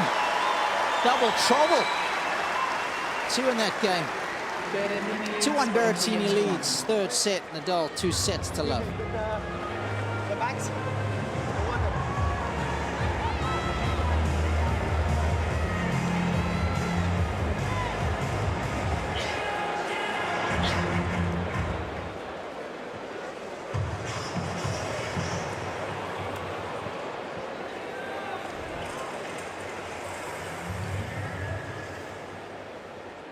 See how he loads that right leg, transfers all the weight. Ground reaction force, that's where the load starts, and you push up off the ground, and then you transfer all the energy to the core, and that's when the rotation kicks in, and the whole coordination chain hopefully works in good Say it quickly, please. synchronicity. Thank you, ladies and gentlemen. And it's the snapping of the wrist that provides the final impetus in the shot.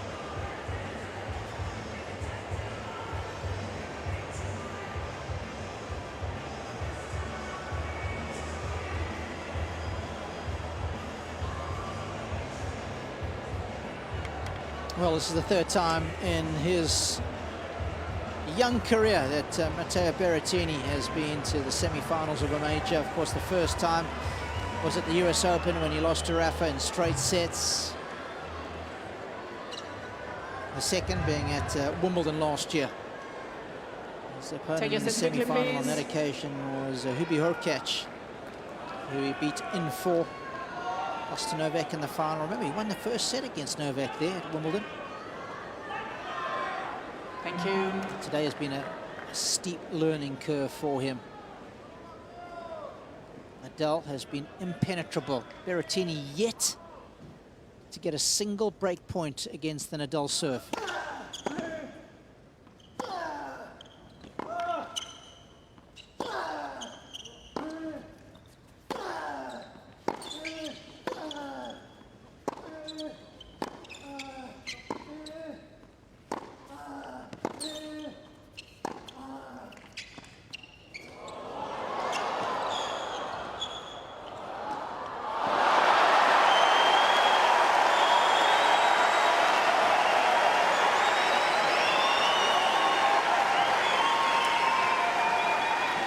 Talking before that last changeover about changing tactics, being more aggressive, crashing the boards, getting into the net. And one of the breakthroughs I made in my career against Arantxa Sanchez Vicario, who I struggled to beat early on. I couldn't beat her from the ground and knew it. Yep. Was not as consistent at the end of rallies, and just realized, and it clicked in one match, Yep. that I had to keep coming in. Okay. And you come in on the first ball, big shot, and then you move in. You don't wait.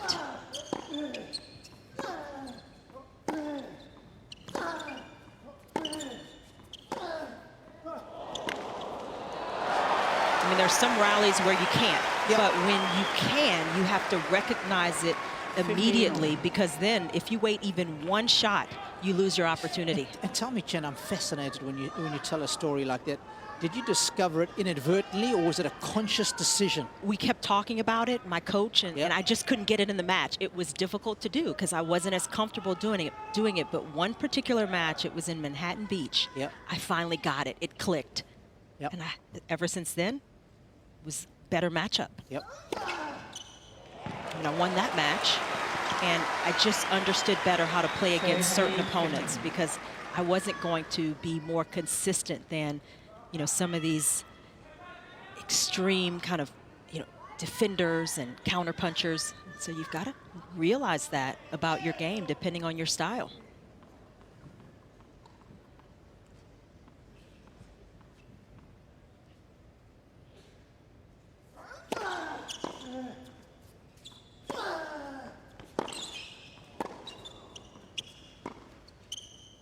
Out.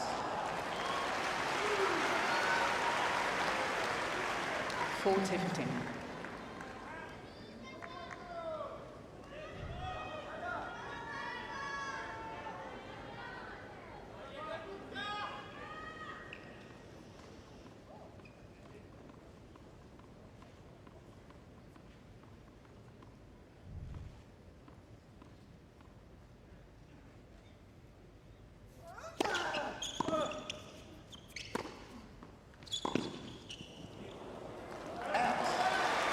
Cain, Nadal.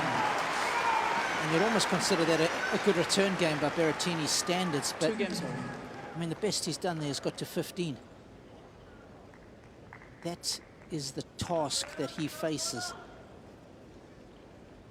Well, first things first, he has to keep holding serve, and that is, part of the challenge that he's had. He's so far doing that in this set.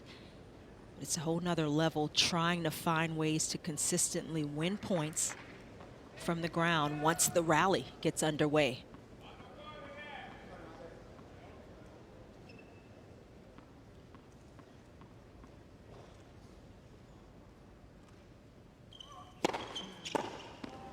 Out. 15 love.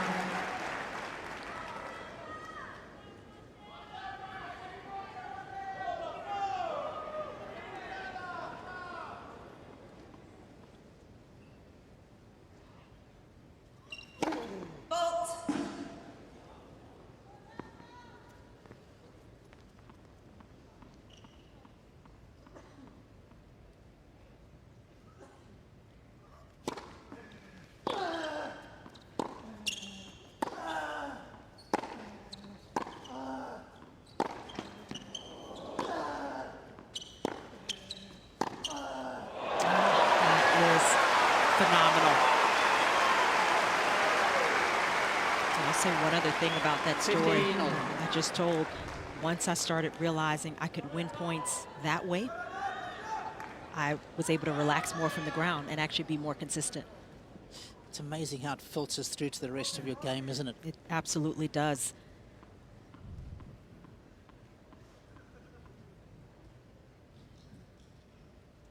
I think for Berrettini, that's just one of the mental challenges he's having in this match. He hasn't been able to fully, play his big game from the ground, and at times not playing to his strengths against Nadal, but this is another solid service game so far.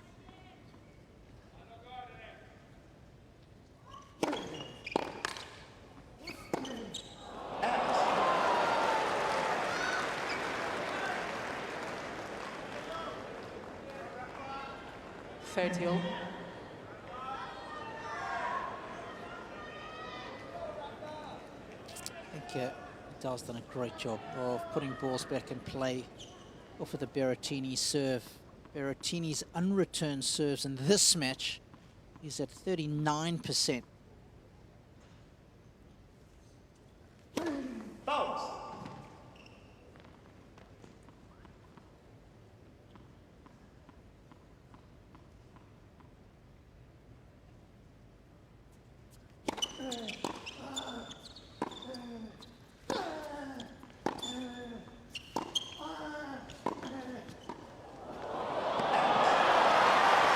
That's unlike Rafa, normally so proficient in the forecourt.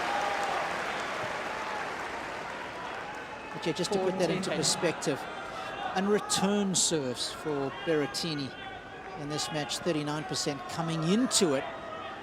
That was at 51%, so Nadal has shaved off 11% of free points for the Italian, so he's having to work so much harder.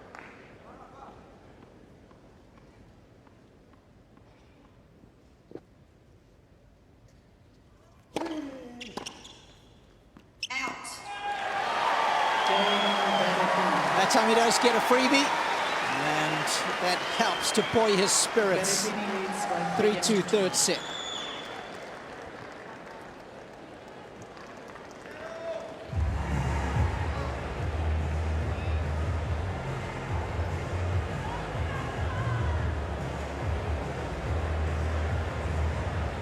This is part of the beauty of the scoring system. You can get outmatched for a set or two.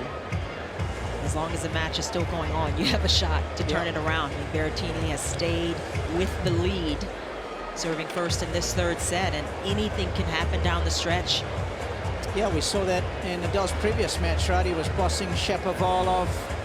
There's 2 sets to love up, 3-all. Had him 15-40.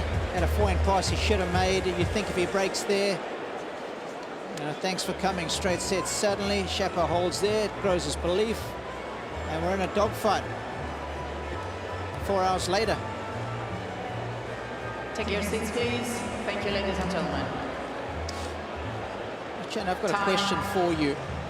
Given his match against Shapovalov when he was 2 sets to love up, and of course that one ended up going the distance, do you think it ever crosses Nadal's mind the importance of getting this done in straights? Because obviously it goes into the finals, with pretty much a full tank of gas if he does get it done here in 3 sets. No, I absolutely think that crosses his mind, and probably was really irritated to let that Shapovalov match get away. But look, once you're in it, you just have to deal with the present, and Nadal does such a good job of that, match in and match out.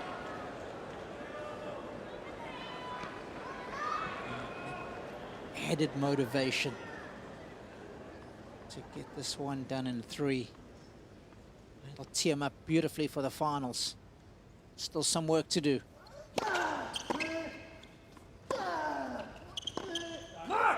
And the fact of the matter is, Nadal, he's had to battle through some tough moments. That first set against Manarino, winning that 5th set against Shapovalov, having to reset. So he's had plenty of tennis now. He doesn't need any extra if he can avoid it in this match.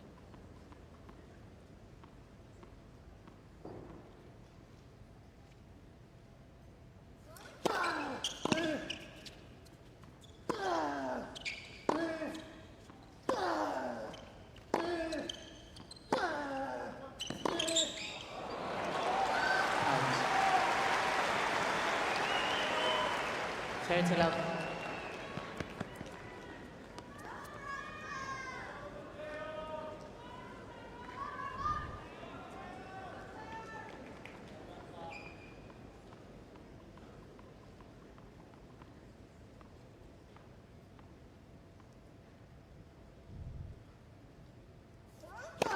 Bounce.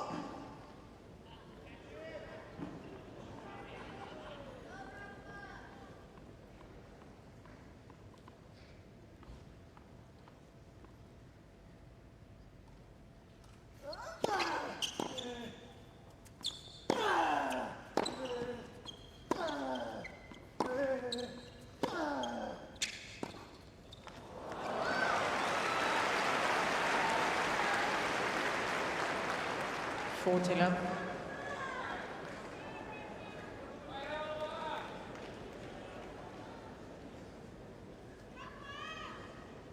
Carlos Costa, Rafa's agent. I want to say former top tenner. Might have to check his career high ranking. Carlos Costa. Was rough on the red brick stuff, that's for sure.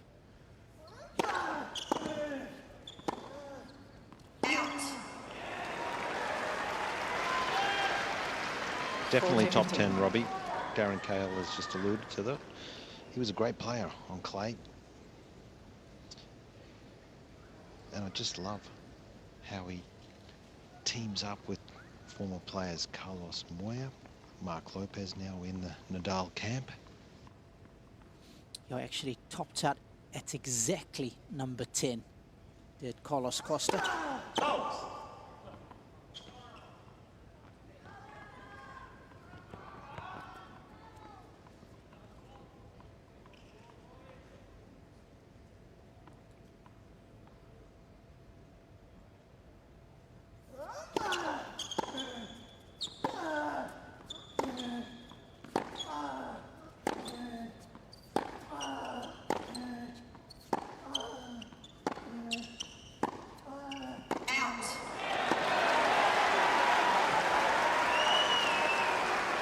Nice fight by Berrettini. There they are, Carlos Costa, a 40. little older, 53 years of age. And everyone in his team has been with Rafa for such a long time. The physio, the fitness trainer, that hasn't changed since he burst onto the tour at a 17-year-old. So you got to respect the people he's brought into his team. It's just worked. He's been consistent with them.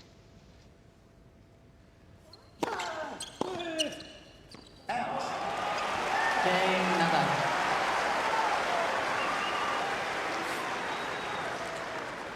Josh has a question for you. Of course.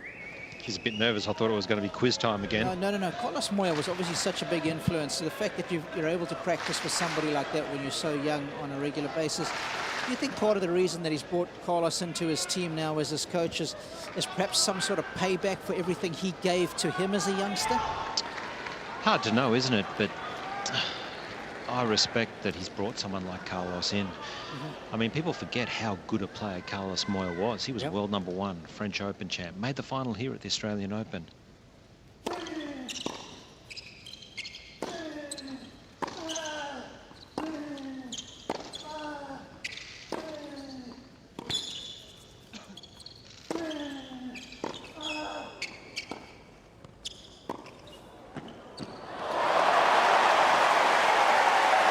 Immaculate in its conception, even better in its execution. 29 love. It's pretty tough to win a point out here if you're Berrettini, but this is what we need to see more of. Come forward, throws the net down. But just finally to your point there, Robbie, I think the big three have done it better than anyone. They've brought in people who they think can improve their game. And they're not afraid to continue to work and find improvements. Let for service. And I'm sure that's what Carlos Moya has added to the team.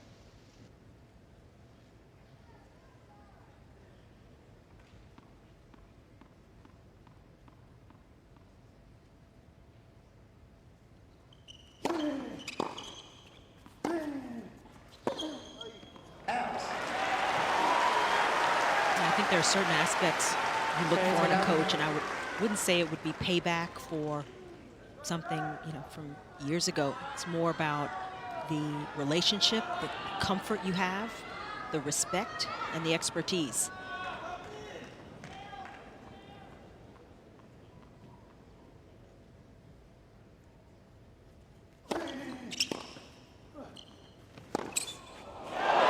How do you like that?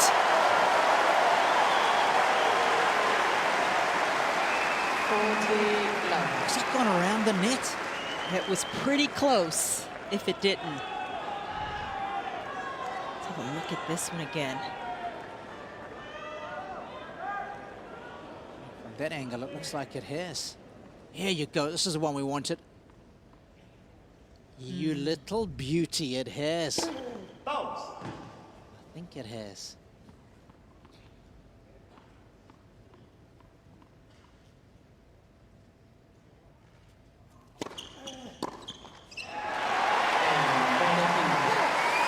Yeah, so some good rear guard action from the Italian. And we're on serve in the third. Berrettini leads by 4 games to 3. And also, Robbie, you got to remember, Carlos Moya has played against the greats. He's played against Novak. He's played against Federer. So that's got to give some peace of mind there for Rafa, knowing that his coach has played against them and knows what it feels like, the pressure. We've seen it with Ljubicic. He's certainly helped Federer, and obviously Edberg. So I think it's been a great move for Rafa. Of course, Uncle Tony is a long-time coach that does so much of the groundwork. From a young age, he's always surrounded himself with good people. And I think one of the greatest attributes you can have as a player is to be coachable. Take a seat quickly, please. Thank you. Nadal is definitely that. Time. He's a great listener.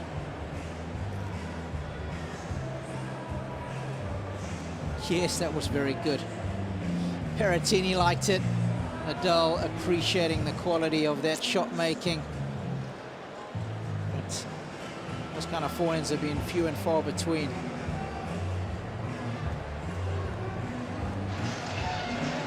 Rafa hasn't lost to too many Italians, Robbie, and Chanda.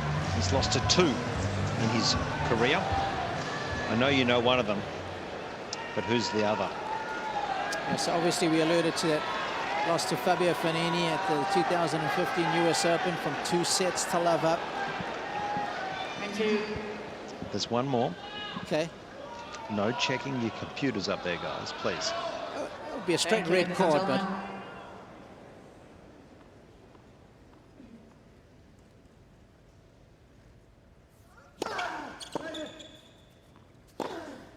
oh wow, that's very un-Rafa-like. Love.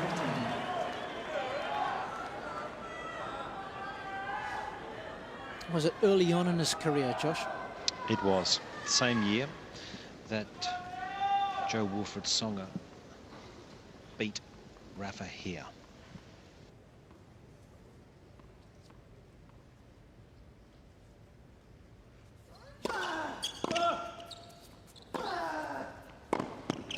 Oh, that is a little bit of Matteo magic.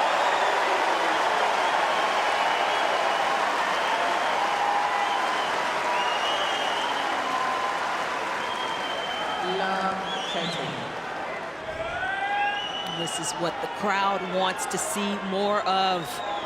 These types of spectacular shot making.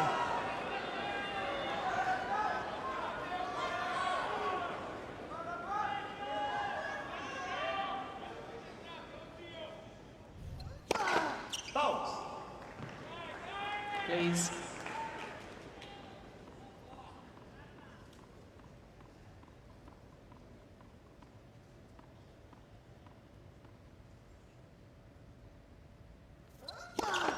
Let second service.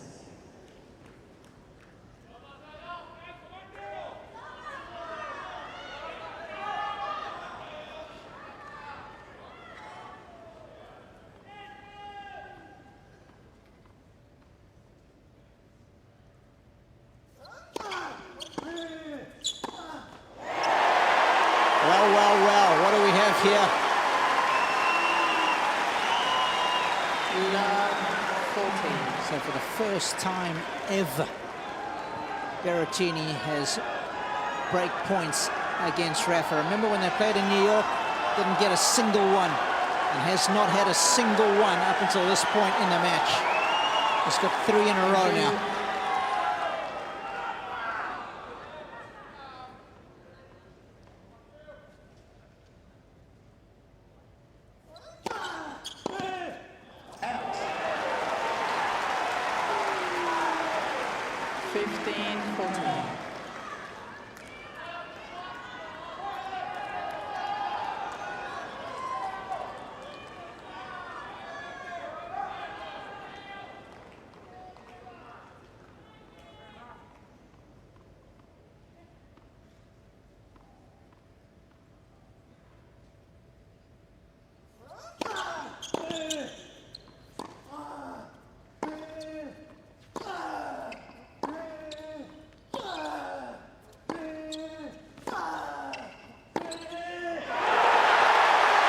Berrettini breaks with a bullet.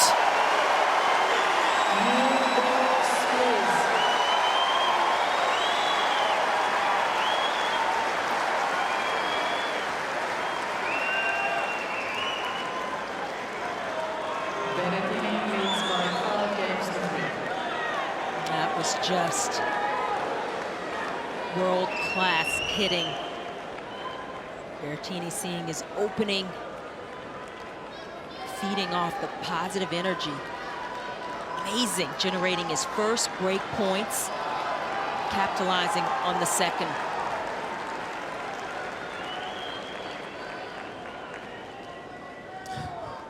Well. Josh, to get back to your question.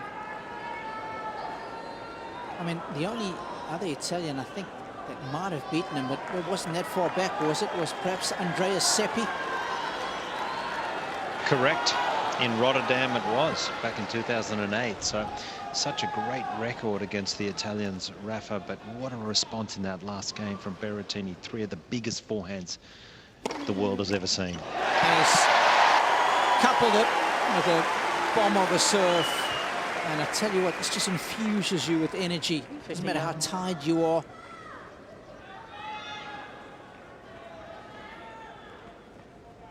That's the fastest serve of the match right there, speaking of energy.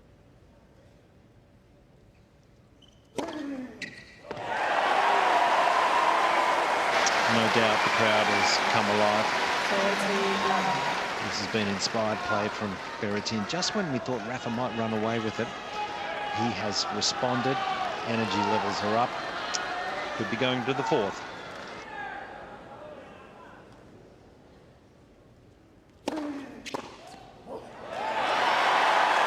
These are the kind of service games that we're accustomed to seeing from Berrettini. Dropping the hammer. Another pacey serve. 1 kilometer shy of his fastest, which was the first of this game. It brings up 3 set points.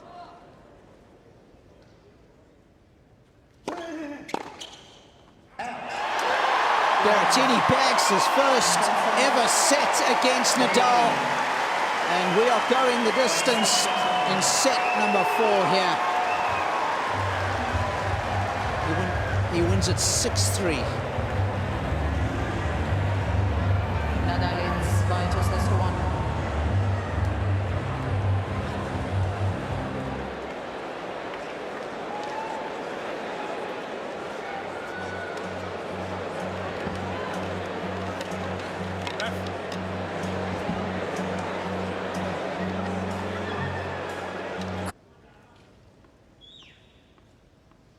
Set number 4. Bounce.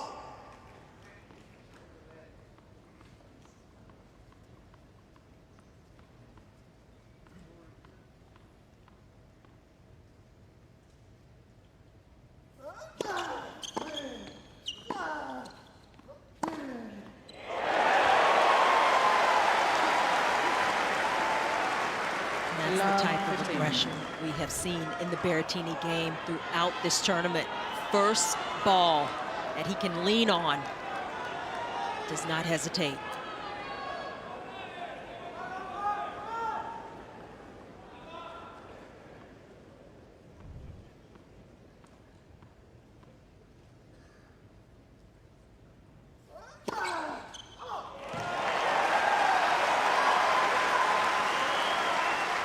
Home.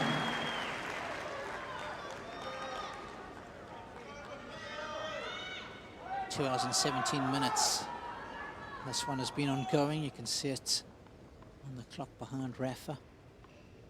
He's played some long semi-final matches at this event over the years.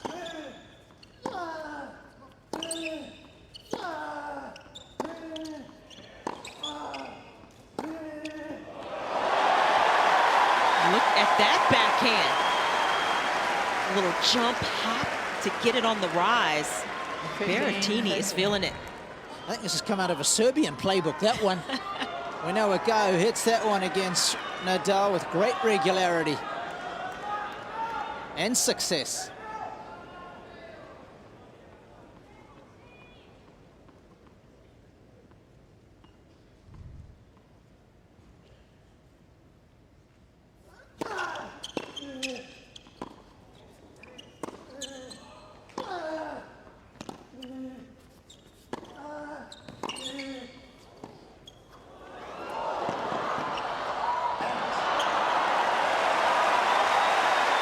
Drop shot is nasty. Just feathered it with the sweetest touch.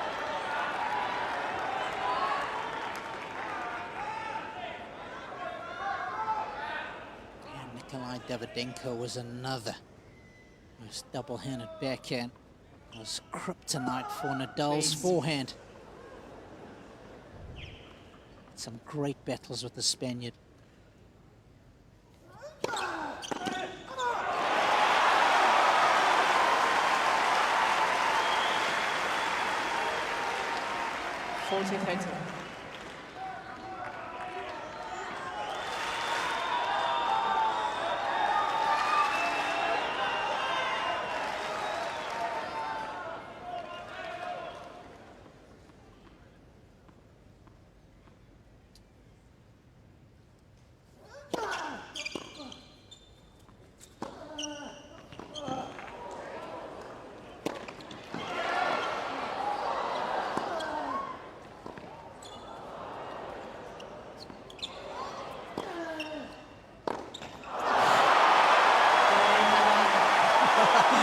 Wow.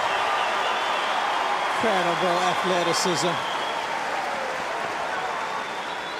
I was just wondering, Josh, did Berrettini's legs just give up on him there? I think he got a bit excited. He saw a big pizza down the end of the court. Gee, that was inspired hitting from Berrettini, but how's the response from Rafa? He's just upped the ante and gone with Berrettini here.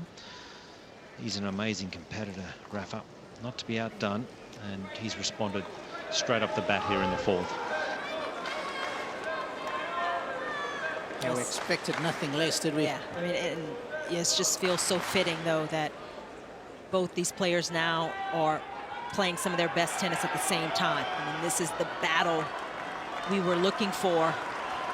And Nadal clearly in that last game up to the challenge.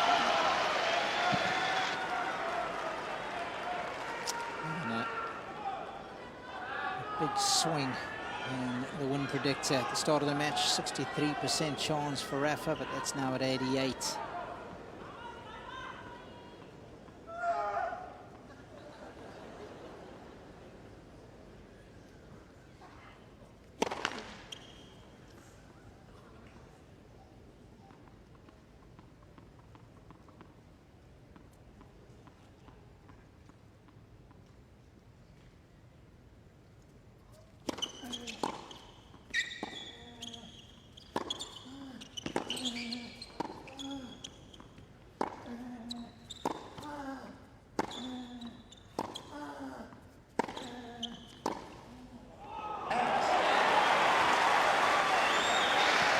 Definitely hitting the ball harder. There's no doubt about that on the forehand. 15 And love.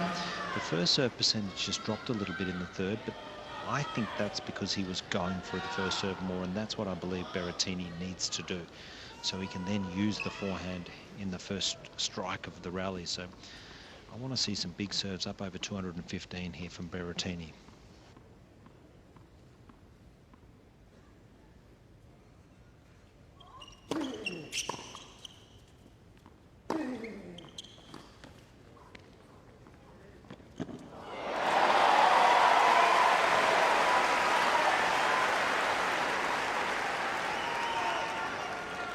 And of course, 30 love. with confidence comes belief, comes good decision making. No panic there. Saw the space, surveyed the situation, knew that shot was on.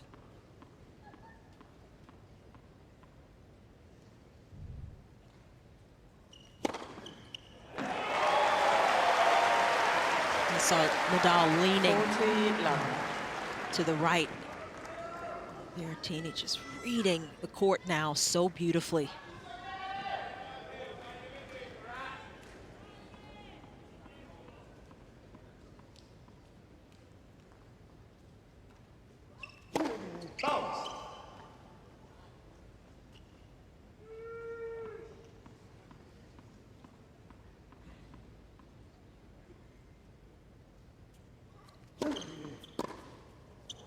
Bounce. Berrettini.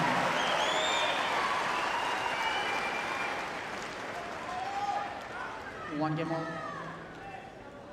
A little different from the third set where Berrettini was serving first and was ahead the entire time. I think it's hard to look at this matchup and go, well, the matchup will favour Berrettini, but what's certainly happened now is the power of the Italian. That's just shaken Rafa a little bit.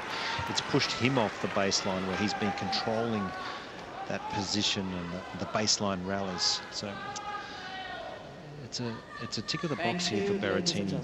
Just shaking Rafa up here with a little bit of use of power play.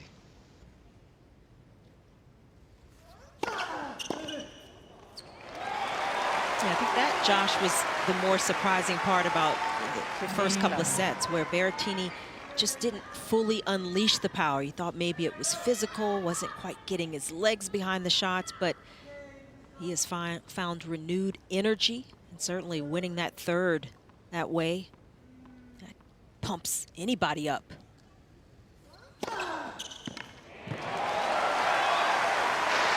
It's pumped me up, that's for sure. 30 love.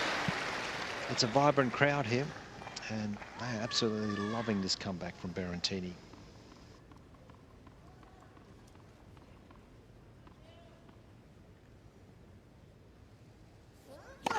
Let for service.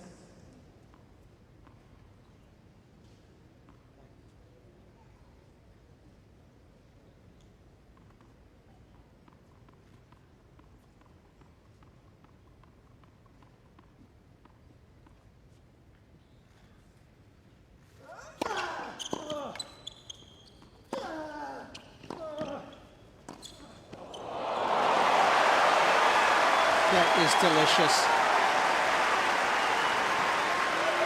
It is so sweet. This guy's ability with his finishing volleys is often not spoken about enough. No, because he's so good staying on the baseline, but he is an excellent volleyer, has great hands, Nadal.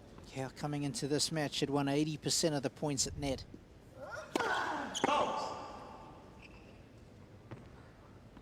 What's he at there at the moment, Chanda? He's at 67% for the match.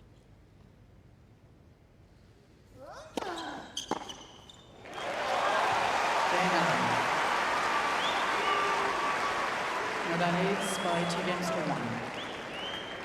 Good service hold, 2-1 for Rafa, fourth set.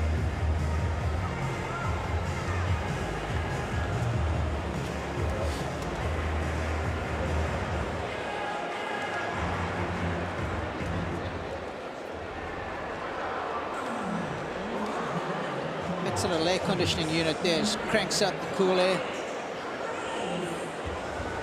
Guys will do whatever they can to keep that core body temperature low. It's actually surprisingly cool in here. Nowhere near as No humidity with the roof warm closed, as Josh. usual.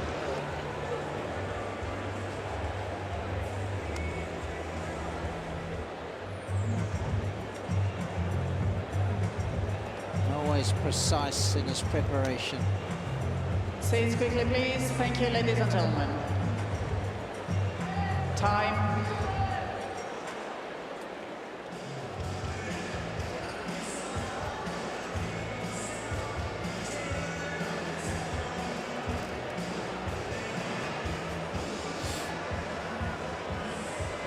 Well, we alluded to this renewed energy and effort from Berrettini midway through that third set, and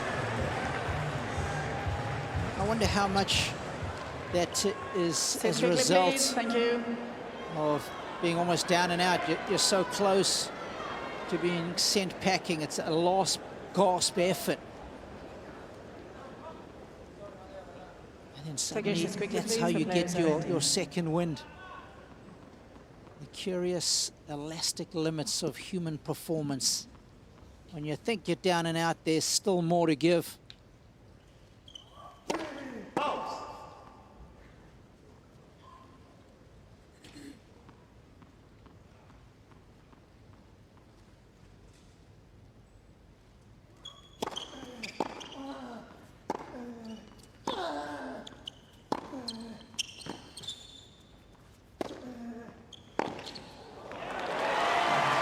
Sometimes you start a match or you're in a match and you're so in your head about what you need to do, and 15 love. it almost restricts you a bit. And when you just relax and you think, okay, it's now or never. I'm out of this. Just let it flow, and you play so much better tennis, so much more energized tennis.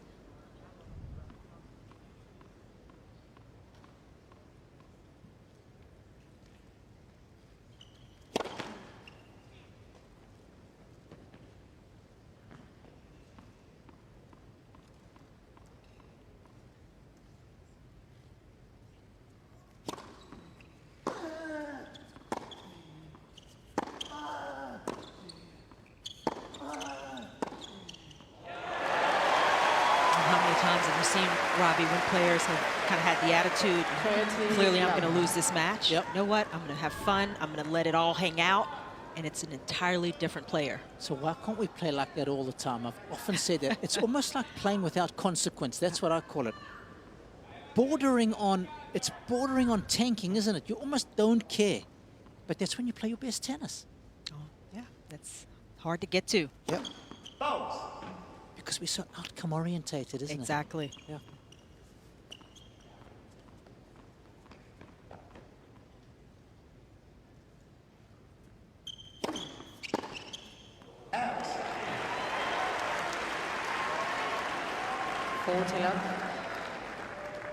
This has been another strong service game from Berrettini.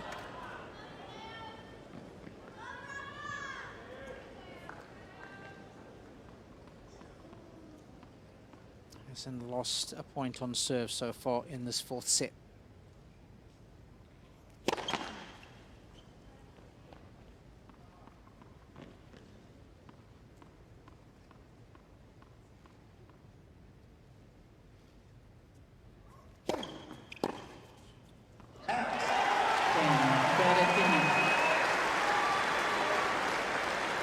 Berrettini is still down in this match, but clearly he's in it and he's got a shot to win. So how do you keep that same let it all hang out mentality while knowing you're still in it and the match is in the balance now? Well, he just needs to keep serving. He's won 18 points in a row on serve. That's how you do it, Chanda. I like that, Josh. Yeah, don't forget the all-important break that you were begging for too, Josh. Well, we've got a ball game here. Yep. That's what we wanted, Thank you. and we've got it. It's been a great response from the Italian. We know he's a great competitor.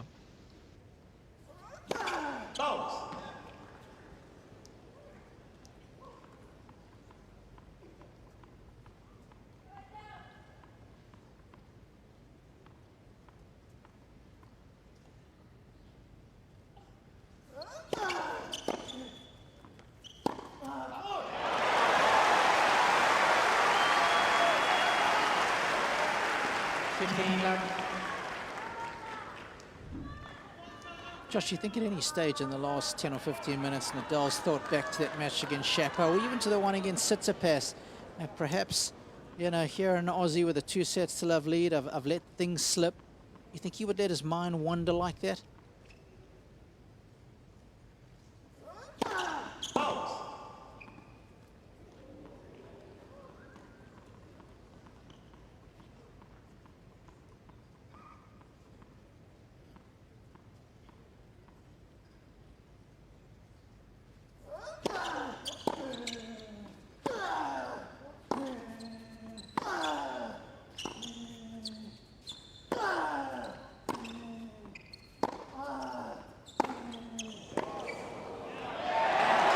I'd like to think not, but there's no doubt that Matteo has certainly got Rafa's attention at the moment. I just think he's too disciplined. He just plays every single point as if it will be the last point in his life. So I can't imagine his mind would think like that. But he's under a little bit of pressure right now, Rafa. He's responded pretty well, but I just love how Matteo's asking question after question right here.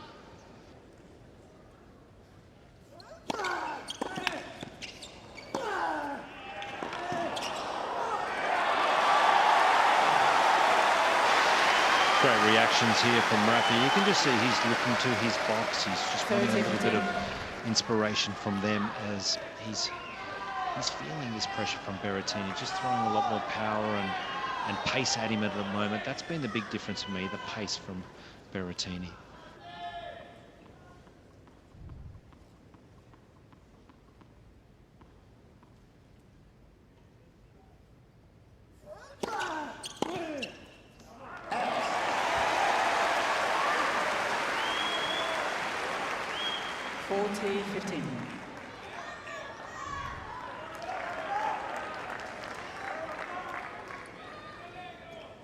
Feels he should have made that one at the very least.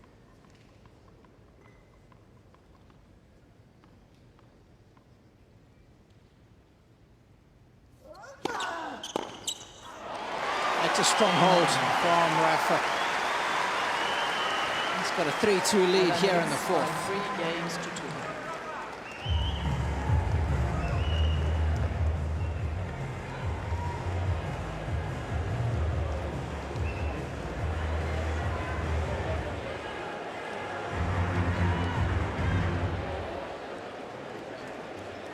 I love talking about Nadal's discipline, the mental discipline, which is so important for, you know, any player, but especially top players. And I think part of Nadal's discipline is how he approaches each match against any opponent. He gives them full respect. He knows it's going to be a tough match, or he at least says the right things to put himself in a frame of mind where he's ready to deal with anything that can happen on the court. Somebody plays great, they push him a little bit more, and he's perhaps mentally able to respond a lot more consistently.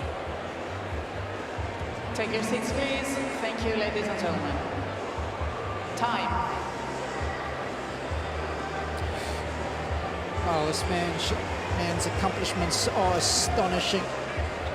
He's through to his 36th Grand Slam semi-final. Excuse me, can you tell them if they can close it? Because if they can close this every time,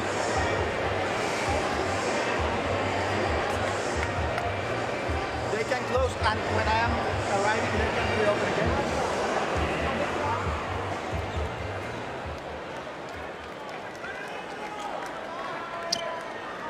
Rafa trying to record his 500th tour level match win on hard courts. I mean, it's just mind-blowing what he's been able to do, what he's still trying to achieve, but he's got some stiff opposition here.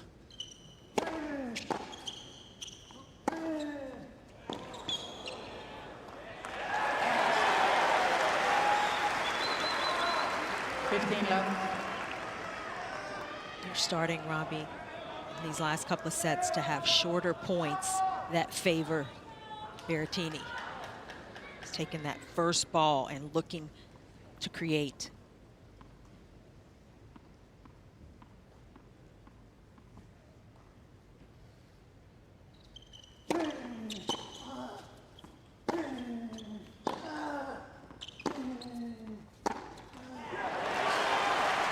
a great camera angle. It gives you a real feel as to the margins that these players operate within. So high over the net, hitting it so hard. It's the spin that then gives them the control. Good height over the net equals good depth generally.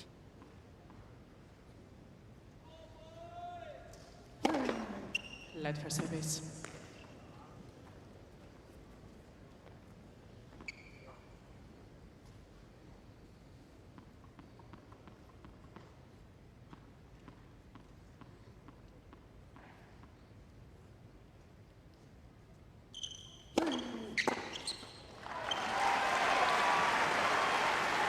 Berrettini's been going to that serve down the tee quite a bit now. Latter stages of the third set, it came through big for him. And again, just keeping Nadal off balance.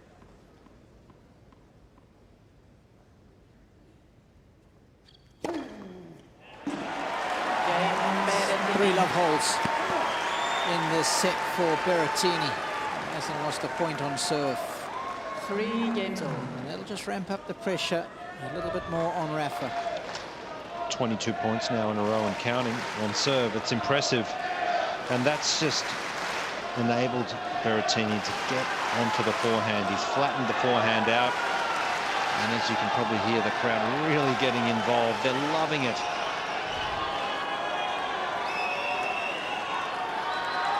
Thank you.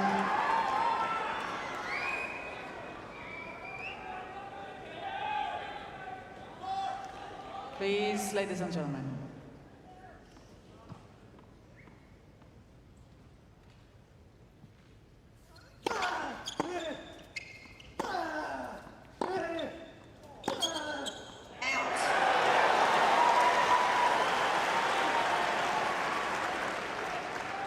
Love 15.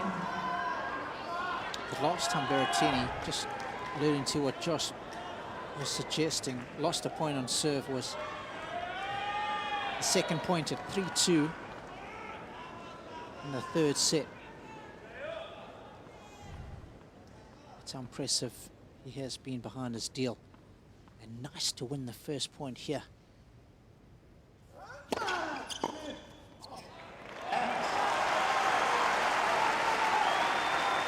Rafa's trying to push up the pace on his average serves now.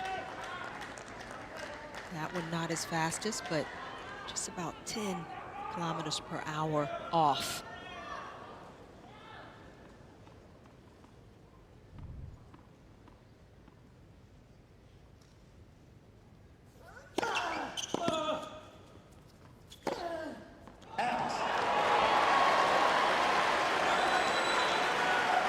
That's the sign of the pressure Nadal is feeling. A couple of missed forehands in this game.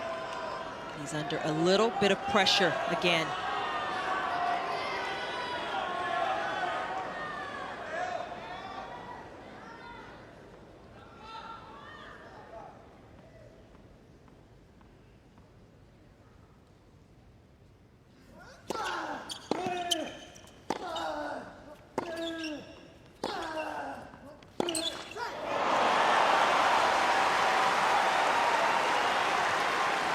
Is that the right shot? Such a tough shot to hit that hard over the high part of the net. I mean, he's made a few of them, though, Berrettini. He's been going for it. Just didn't give himself enough margin.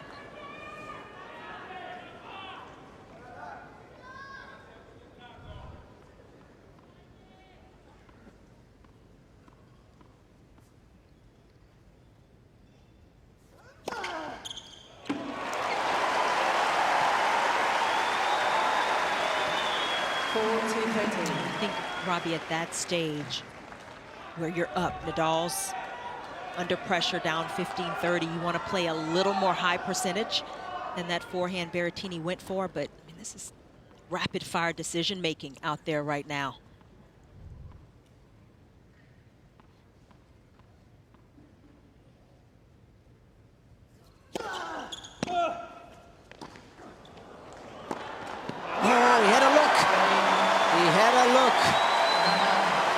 Nadal did just enough Things getting tight here in the fourth at 4-3. Nadal leads by 4 games to 3.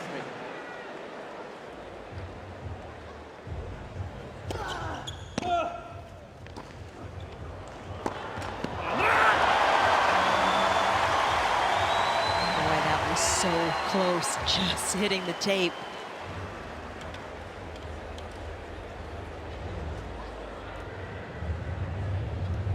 Berrettini doing a much better job of putting more pressure, making things tougher for Nadal to win points and hold serve.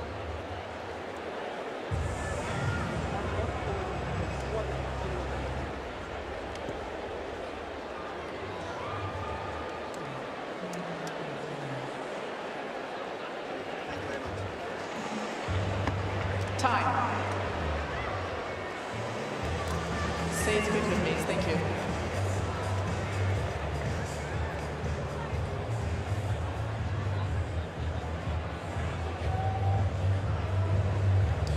Well, the fans have thoroughly enjoyed themselves so far. 2 hours and 43 minutes. And still difficult to pick a winner. Of course, Nadal with the 2-1 lead, looking good. But it's a similar sort of scenario in his Thank you, previous ladies and match gentlemen. against Shapovalov. Up 2-0, dropped 2. Looked susceptible at the early stages of the fifth. Managed to survive. Berrettini continues 15 love. to just drop the bombs with his serve. Putting it awfully close to the lines. 23 points in a row now he's won on serve.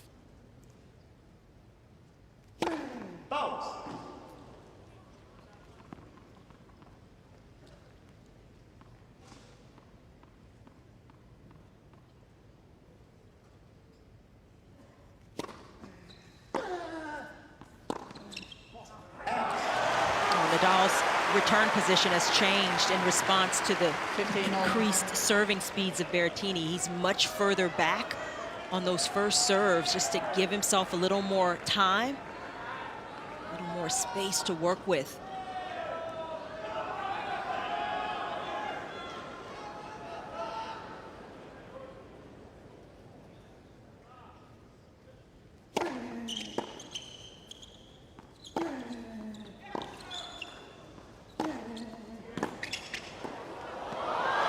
He's done enough.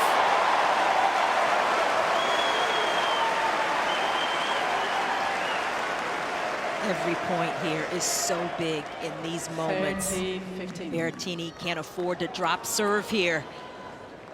He's got to know it, but clutch volley there.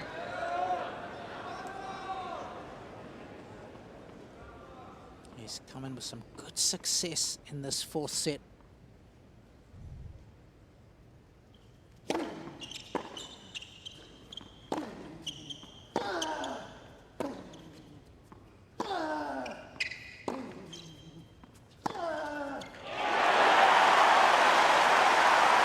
Nadal just beating him with height, getting a little more air under those forehands to keep Berrettini a little further back behind the baseline, hitting backhands. Created that slight opening. Such a good play against these big guys, isn't it? To go back behind them. They've got large turning circles.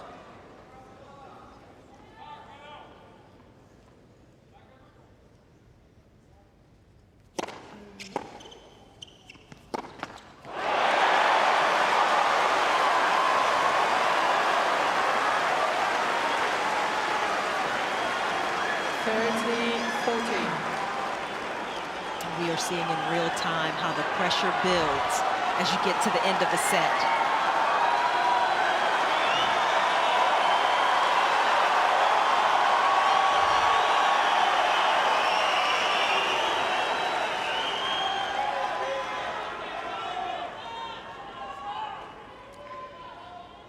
Break point, Rafa. Please.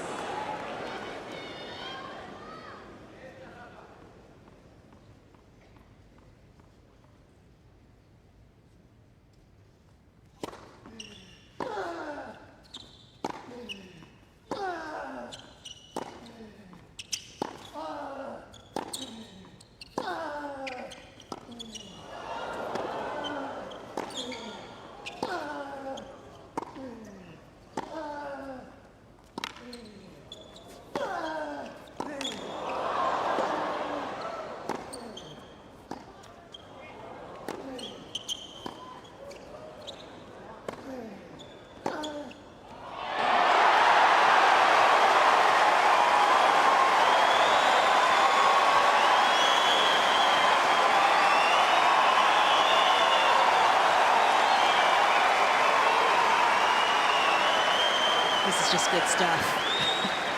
Berrettini hasn't won as many of these long rallies, but this one was huge. Yes.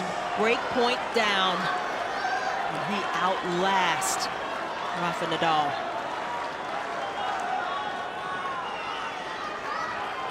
What a time to defy the odds. They know those longer rallies have been owned by their boy. That felt like a match point. I'm sure that's what Team Rafa felt if they could have got that one. Bounce.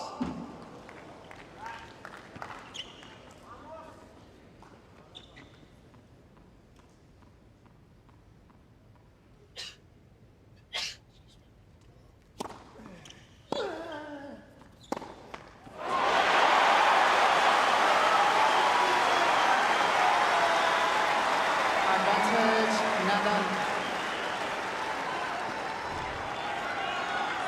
How much has this missed the result of the previous point, Chanda? A lot probably coming to play physically, mentally.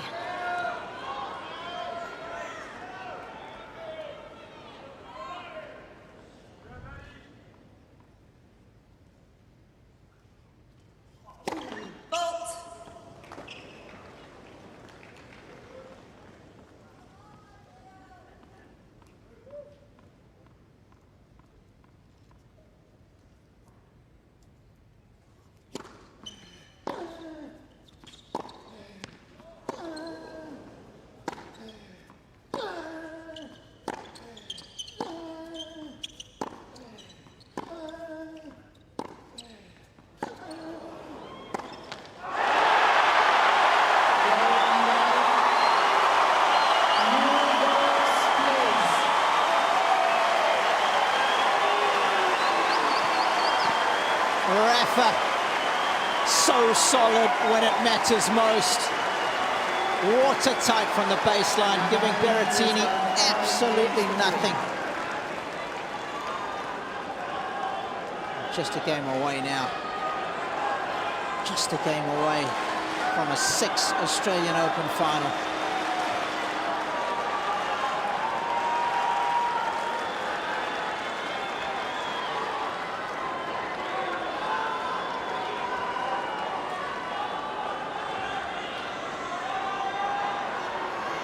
Thank you, ladies and gentlemen.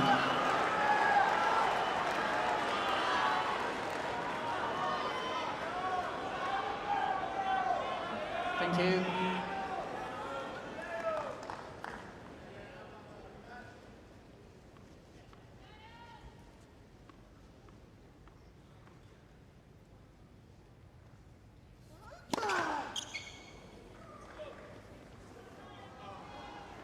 Please.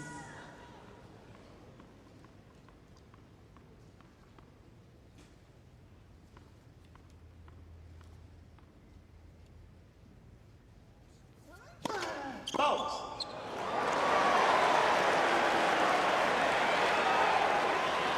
Love 15.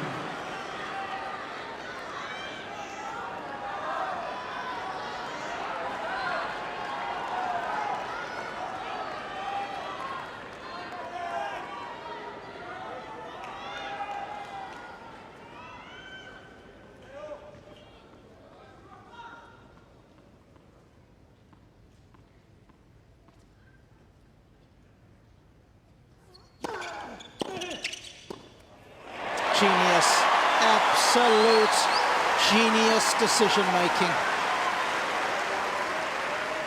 15.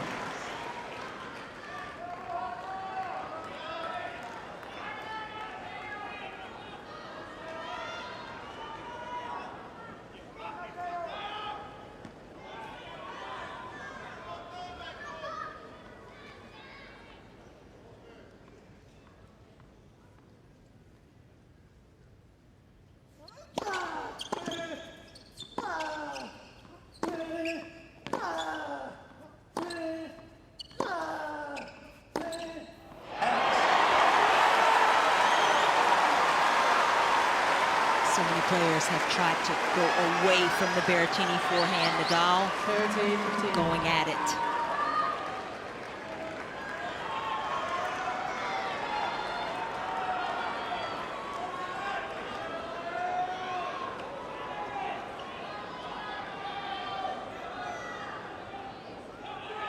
Thank you.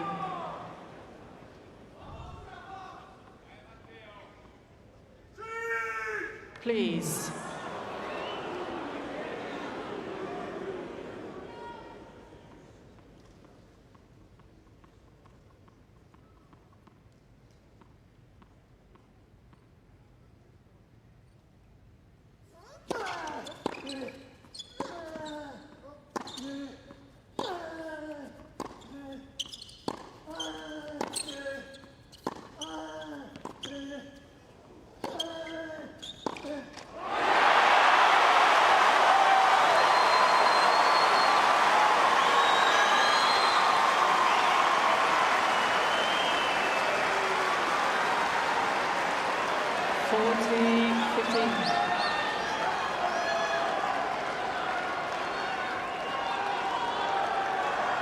It's been 2 hours and 54 minutes of highly entertaining tennis, but the end is nigh.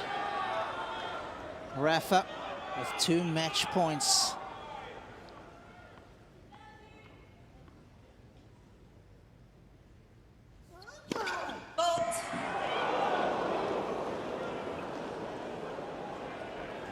Thank you.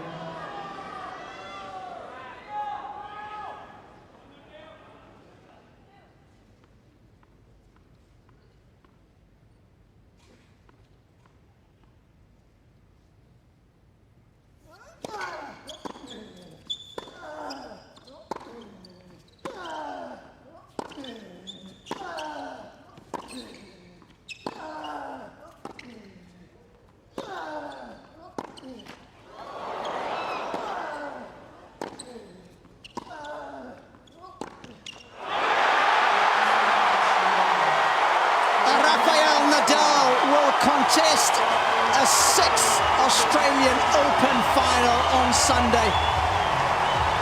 It'll be his 29th major where he is there on Sunday, and he will have a crack at number 21. He beats Berrettini in 4 sets. What a competitor this guy is.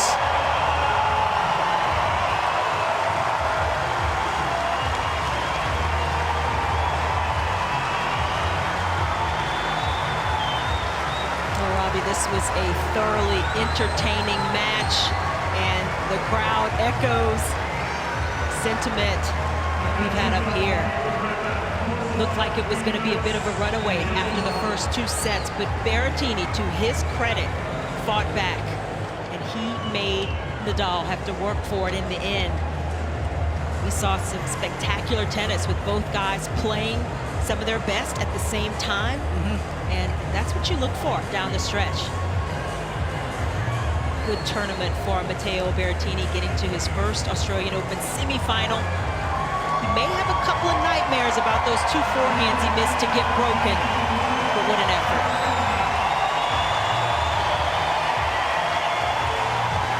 That'll help grow the belief, and he will come back stronger. In the words of the great Ed Moses, losing is not the end. On the contrary, it's the beginning of the inner dialogue upon which progress depends. And they always say you'll learn more from your defeats than you will from your victories. And let's hope that he takes away so many positives from not only this match, but the last 11 days. It's not easy to turn a match around against this man who has been so great for such a long time. He will go for Grand Slam title number 21. Incredible numbers.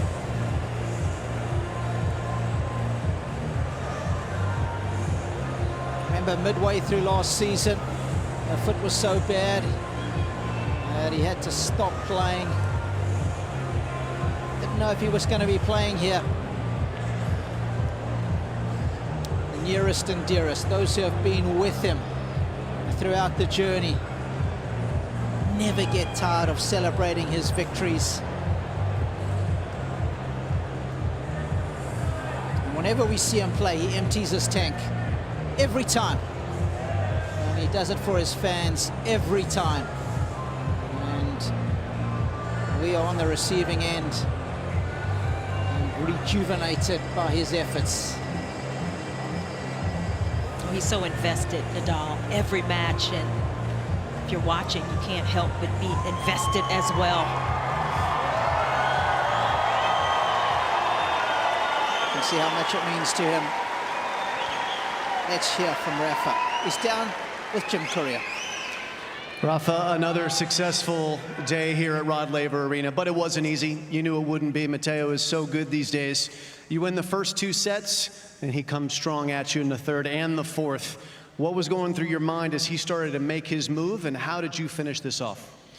Well, I think I started the match playing great. First 2 sets have been one of the best so far since a long time, and then I know how good is Matteo. No? He's a very solid player, very dangerous, and in the third I know at some point he's gonna go for the shots, and then I think I didn't play a good game with my serve in the 4-3, but he played some great shots, a passing shot down the line, unbelievable, and then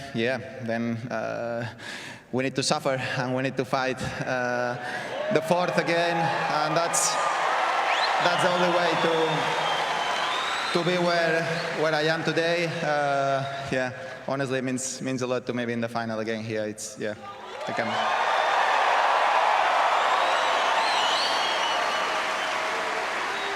A final word on Matteo and his tournament and where he has become. He's a major force.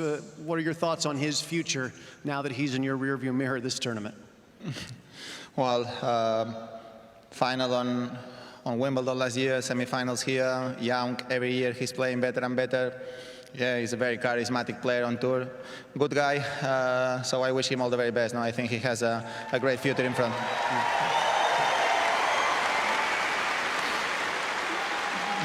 You had such a difficult match in your quarterfinals. It was very hot. Conditions were tough. You said afterwards that you were physically destroyed and that you suffered heat stroke. How was your recovery in the last couple of days that allowed you to perform at this level today? Well, being honest, the day after, in the morning, I felt much better than what I thought. No, something that really surprised me because I didn't practice for it. but yeah, I was doing so much exercise the day after, just 15 minutes on court, and then yesterday I practiced it for 1 hour 30. No, sometimes 2 days in the middle are difficult to manage. In that case, I was lucky to have that 2 days. But yesterday was a day to push a bit, and to keep working hard because I know today I'm going to have a big challenge.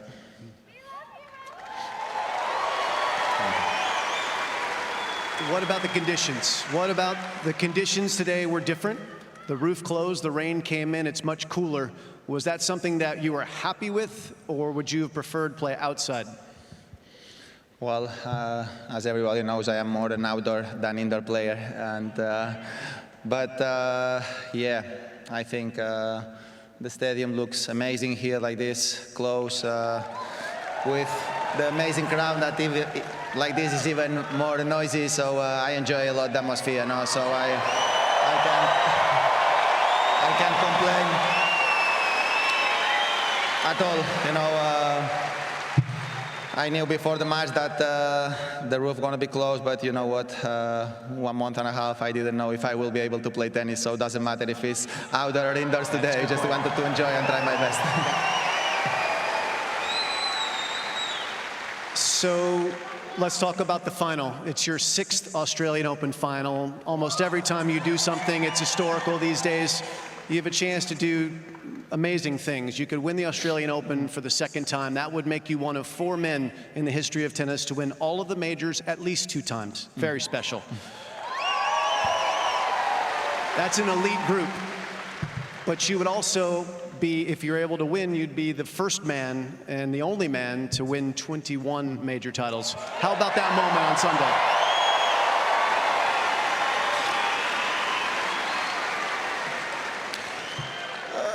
For me, it's all about the Australian Open more than anything else. No, it's just an amazing event that As I said a couple of days ago, I have been a little bit unlucky during my career with some injuries, and other times I played amazing finals with good chances against Novak 2012, against Roger 2017. I was close a couple of times. I feel very lucky that I won once in my career, 2009. But I never thought about another chance in 2022. So just try to enjoy the victory of today, and then after tomorrow I'm going to try my best. Congratulations, Thank you very Rafa. We much. look forward to seeing you Sunday. Thank you very much, guys. Thank you.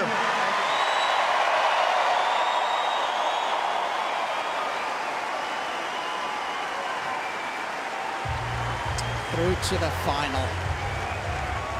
It'll be major final number 29. His conversion rate's pretty good. Pretty good. 20 out of 29. I think you take that any day of the week. Yeah, and remember Maybe 21. We'll see. Yeah, exactly. But you just love the way that he views the sport, the way he views himself within the sport. There's appreciation for what he has done. And the fact that he's still playing and still putting forth so much effort at the age of 35 and counting, it's testimony to how much he loves it, Jenna, because he certainly doesn't need to still be playing. His bank accounts are full. Absolutely. I mean, I was looking at the numbers. I think 125 million prize money on court. I mean, that's unheard of, but he's playing for the love of the game, has such good perspective, Nadal does, and the numbers were just really good throughout the match in his favor. He was so clean behind the serve, a high percentage, and the 5 aces added to the winners column, 28 to just 19 unforced errors. That is supremely good. Differential there. Was able to capitalize on those break points when he needed to, and just enough forays into the net at some critical moments for him to keep his nose out in front down the stretch. And it was a physical battle, Nadal. Those high intensity changes, 119 to 76 for Berrettini. Nadal was just working, trying to outwork his opponent, but he made Berrettini run. Those 27 sprints over the course of the match, that starts to add up. And in the end, Nadal able to push Berrettini out of some of these longer rallies. It was a phenomenal performance, really entertaining at the end. Yeah, remember, a 9th major final since turning 30. Physical battle? What physical battle? Getting better with age. Great shot. That's a will to win. Remains undiluted for Rafa. So good to see.